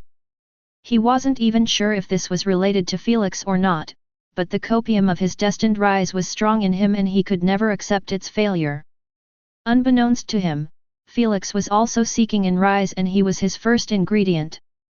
Just like a crab jumping into a pool of boiling oil on its own, Lucifer took off into the sky, restarting his search for Felix. 1523 When the sword comes forward, the pen falls down. Back in the lab, Felix was the only one who didn't hear the thunderous clap.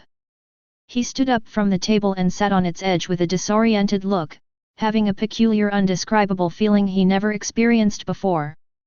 Is this what it feels like to return for death? He muttered in a daze and lifted his head to look around him. The moment his eyes landed on Lady Sphinx, he couldn't take them off from her anymore. Master! Felix rarely got emotional, but the sight of his master after losing his life made him unable to remain seated anymore. Before Lady Sphinx could speak, she found herself enveloped in a deep, heartfelt hug. She gasped softly at first, her surprise giving way to warmth as his arms encircled her. Her guard dropped completely, and a gentle, genuine smile graced her lips. She leaned into the hug, her fingers softly caressing his hair. "Welcome back," she murmured. Although Lady Sphinx was strict, stern, and always hard on Felix, she really cared about him just like a son, and whether she could admit it out loud or not, she missed him dearly in the past century. "Sphinx, what's the meaning of this?" Unfortunately, their heartfelt hug was interrupted by Lord Quetzalcoatl after his wisp merged with him and he witnessed what happened to him on the other side. His friendly tone was nowhere to be seen. "What are you on about?" Lady Sphinx frowned. "Don't act dumb with me now, we are both above it." Lord Quetzalcoatl remarked with a disgruntled expression, "What's your boy's relation to Lord Hades? And did you guys ask for my help while knowing that Lord Hades will be on me? I came to do you a favor and you set me up like this." It was within his right to be mad, as no one would accept such a scenario. "Master, let me handle it." Felix interrupted Lady Sphinx, not wanting to put her in a position to be scolded for something related to him. Lady Sphinx smiled and remained silent, letting him take care of it. "Kid, I wasn't addressing you." Lord Quetzalcoatl eyed Felix coldly. Lord Quetzalcoatl might be playful, friendly, and upbeat, but it didn't mean that he would let anyone ride on his back and disrespect him like this. "This is my matter and you will talk to me," Felix replied collectedly. "Is that so?" Lord Quetzalcoatl applied his formidable spiritual pressure on Felix, expecting him to yield, and to bow to his authority as an elemental lord. But Felix, resolute and unfazed, refused to back down. Instead, he summoned his own spiritual pressure, matching Quetzalcoatl's with unwavering resolve. "Kid, just because you can handle Primagi." Before Lord Quetzalcoatl could finish his sentence, he started to sense Felix's spiritual pressure growing in intensity and force with each passing moment. "Hey!" Just as he was processing this inconceivable situation, Felix's spiritual pressure surged forth like a tidal wave, overwhelming Quetzalcoatl's own. The ancient deity's resistance crumbled under the sheer power of Felix's spirit, and his spiritual pressure was forcibly taken down. The shock that coursed through the primogenitors was palpable at such an unbelievable sight. Even the elemental lords and Lady Sphinx's mind were left utterly stunned. All of them heard from Elder Kraken that Felix's spiritual pressure was told to be more advanced than primogenitors after his new empowerment, but hearing about it was one thing, and witnessing it in action was another. It was a moment that defied their understanding of the natural order, a moment where an indomitable human spirit had bested a deity's might. I can't believe this. Felix has really leveled up his social status above primogenitors. No wonder the universe made such a sound, it was the birth of the first human above all mortals and deities. Thor muttered in a daze. This is unreal. Carbuncle responded, just as taken back as him. He can now single-handedly own the entire universe if he desires, as long as the Unigens do not interfere. It can be said that he has really reached the pinnacle. Lord Shiva snickered, who would have pondered he would pull it off. Everyone in Lady Sphinx's mind was working their best to help Felix reach this stage or at least get close to it. Now, that he had achieved it somewhat overnight, it left them unable to accept it right away. It might be just spiritual pressure and one's strength depended on many other qualities, but all of them understood that without a spiritual pressure to back them up, they were utterly meaningless. It was like a mortal standing against a primogenitor. It didn't matter if he spent millions of years mastering his elemental manipulation, one glance from a primogenitor was enough to put him in his place. Abruptly, the deafening silence was broken by Felix as he articulated with his head bowed in the direction of Lord Quetzalcoatl.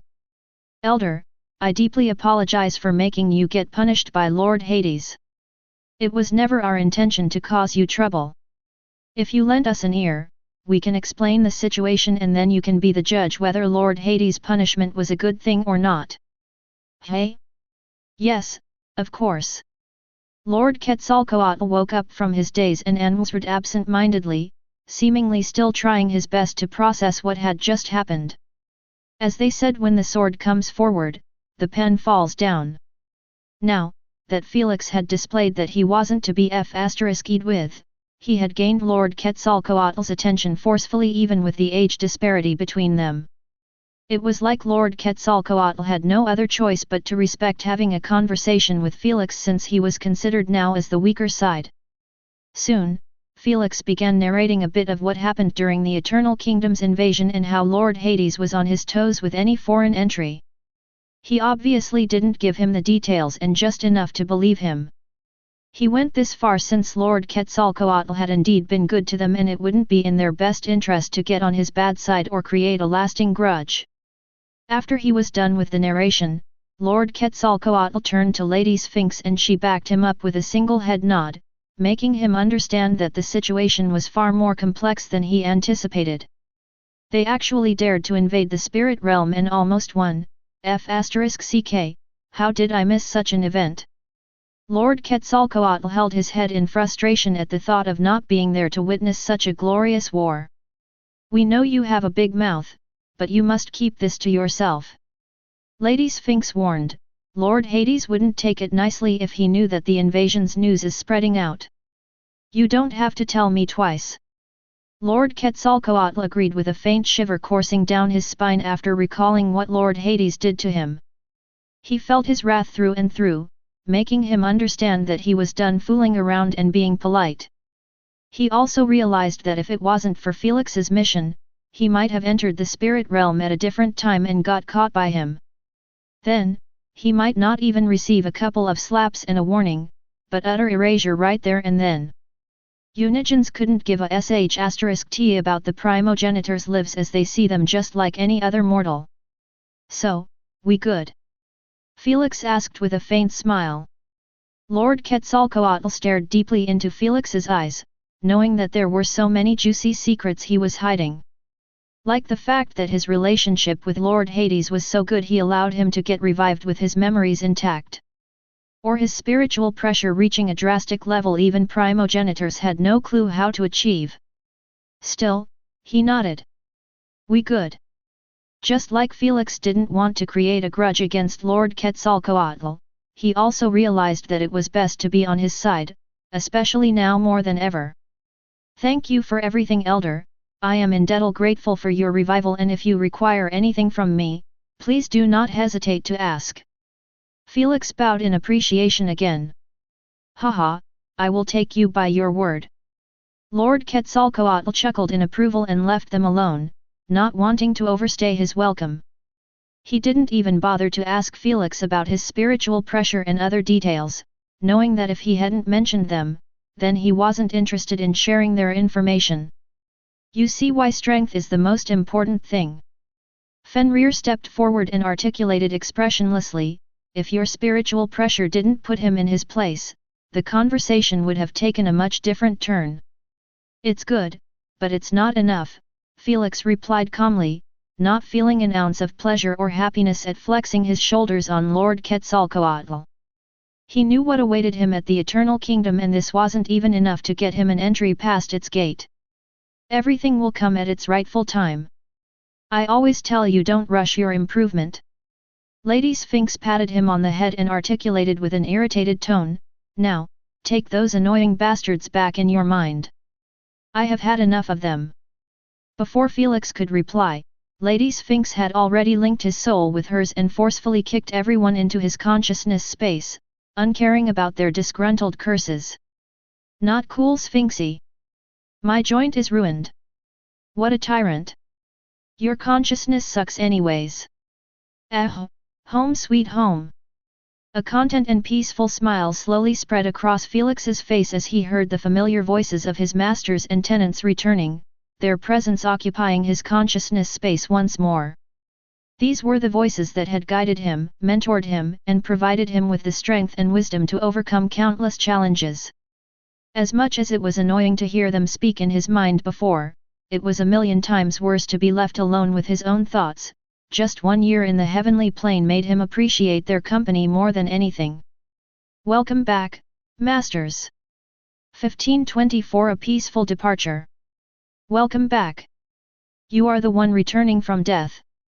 Thor chuckled, get down here and give this elderly man a hug. Right away. Felix closed his eyes and immediately manifested in his consciousness space right on the surface, unlike the first time when he was thrown from the sky.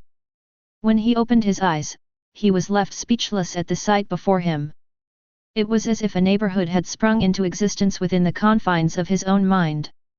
The space was bustling with activity as his masters and tenants were busy building their individual massive mansions or tiny cozy houses. One after another, these spectral abodes took shape, each reflecting the personality and preferences of its occupant. There was a cozy cottage with a tranquil garden, a grand mansion adorned with regal furnishings, and a quaint cabin nestled beneath the shade of towering trees. Each house was distinct, a reflection of the souls that now resided within them. In the center of this metaphysical neighborhood, a communal area had been established.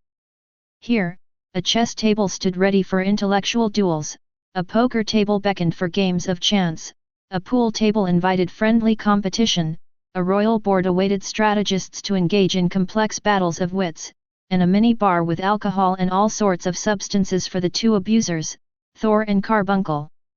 At the very heart of it, a circular empty table was situated with many chairs, each having a name and a logo engraved on its back.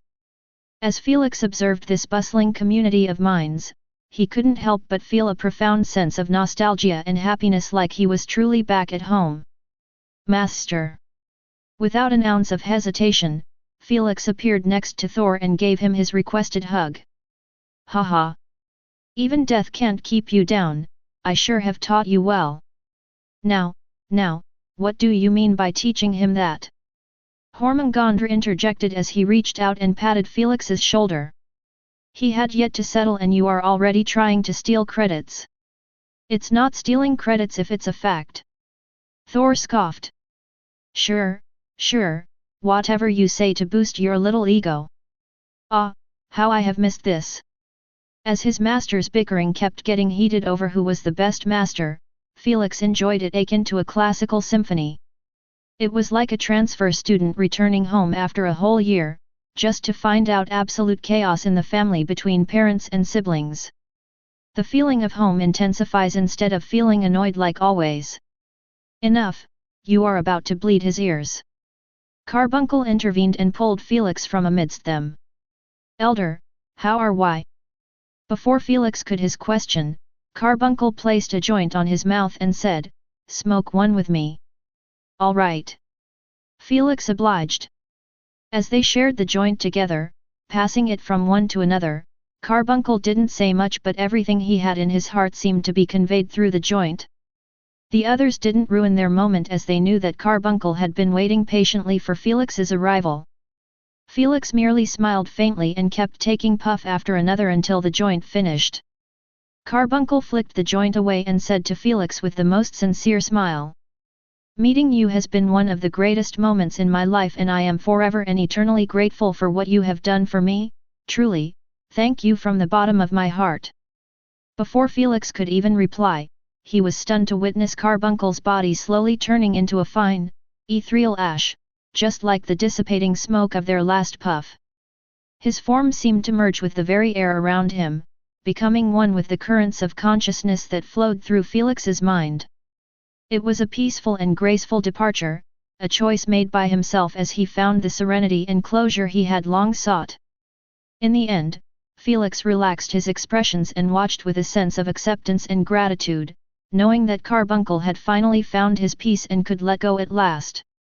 "He has lingered for long enough just to express his gratitude towards you," Lady Sphinx remarked peacefully.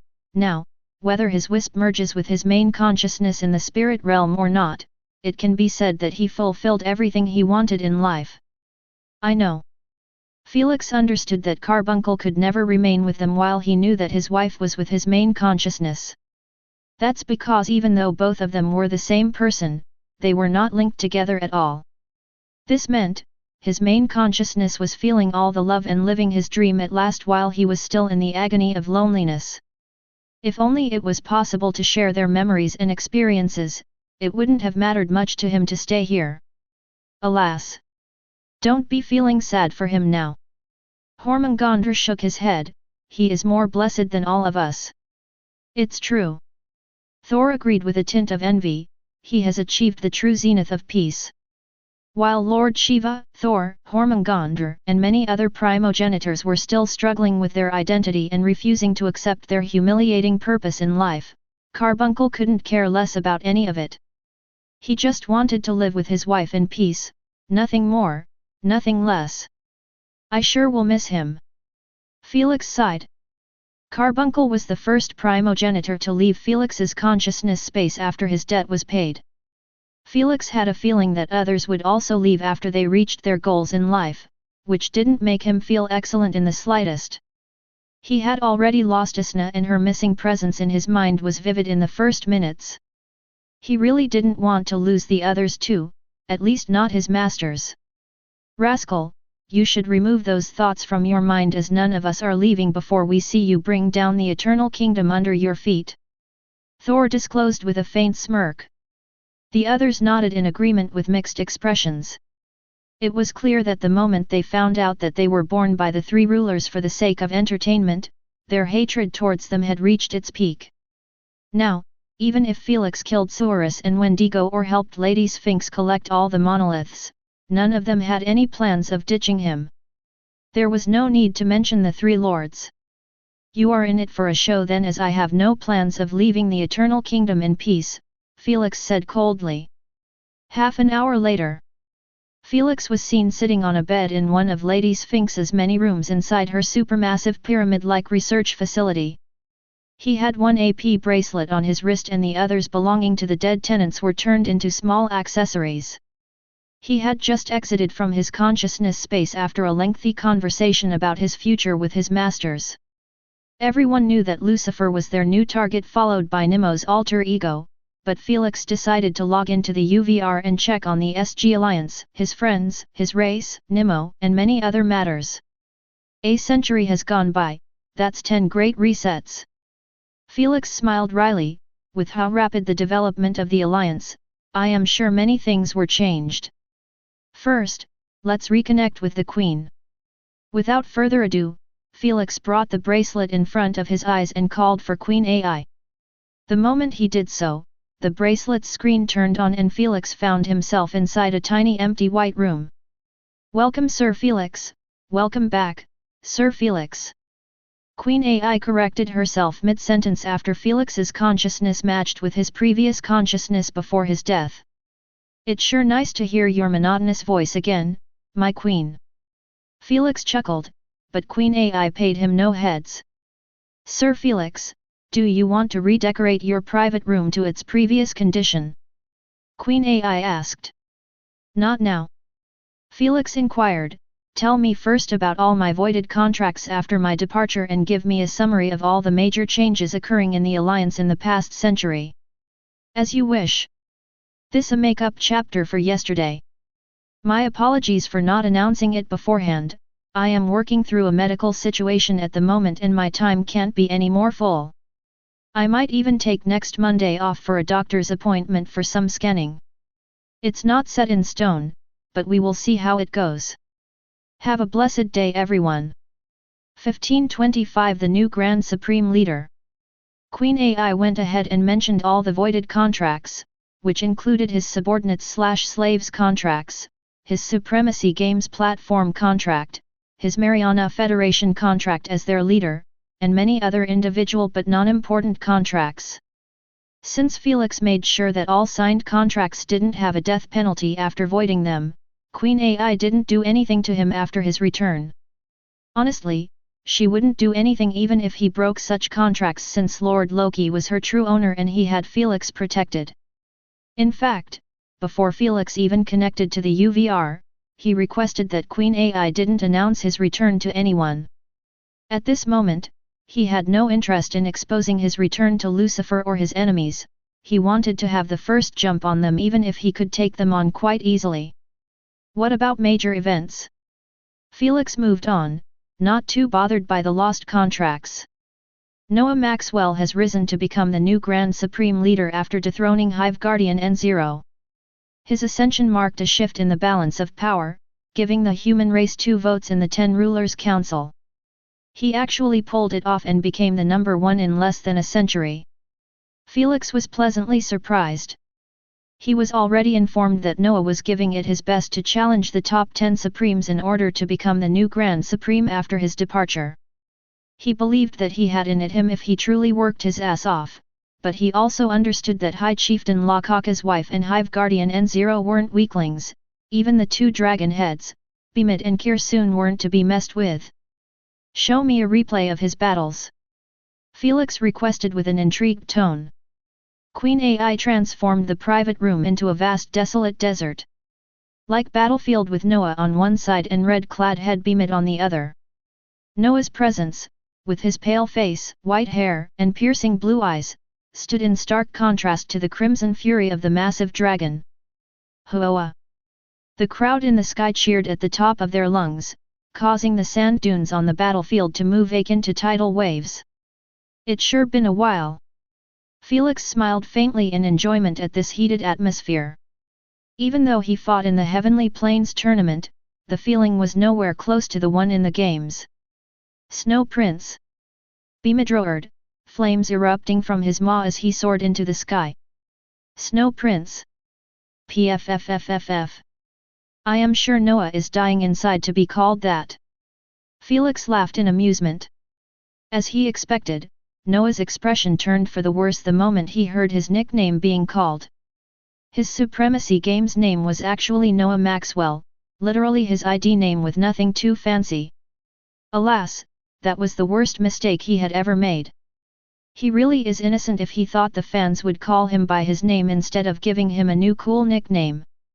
Felix chuckled. If it was up to him, he would have also used his first and last name in the games, but he understood that it was best to give himself a decent respectable nickname than allow the fans to do it for him. Whoosh! Meanwhile, Bimid summoned a blazing orb of condensed fire, launching it with ferocious intent toward Noah. He wanted to end him right there with a nuke. The fiery projectile hurtled through the air, a deadly force of destruction, but Noah, the master of ice and cold, remained unfazed. Absolute Zero, projectile. With a flick of his wrist, Noah summoned a small sphere of icy mist and hurled it at the flaming orb. The moment the orb went through the sphere of mist, ice crystals formed, encapsulating the orb, and it hung suspended in time. Smart? Felix praised with an astounded look. He understood that what Noah did was no easy task at all.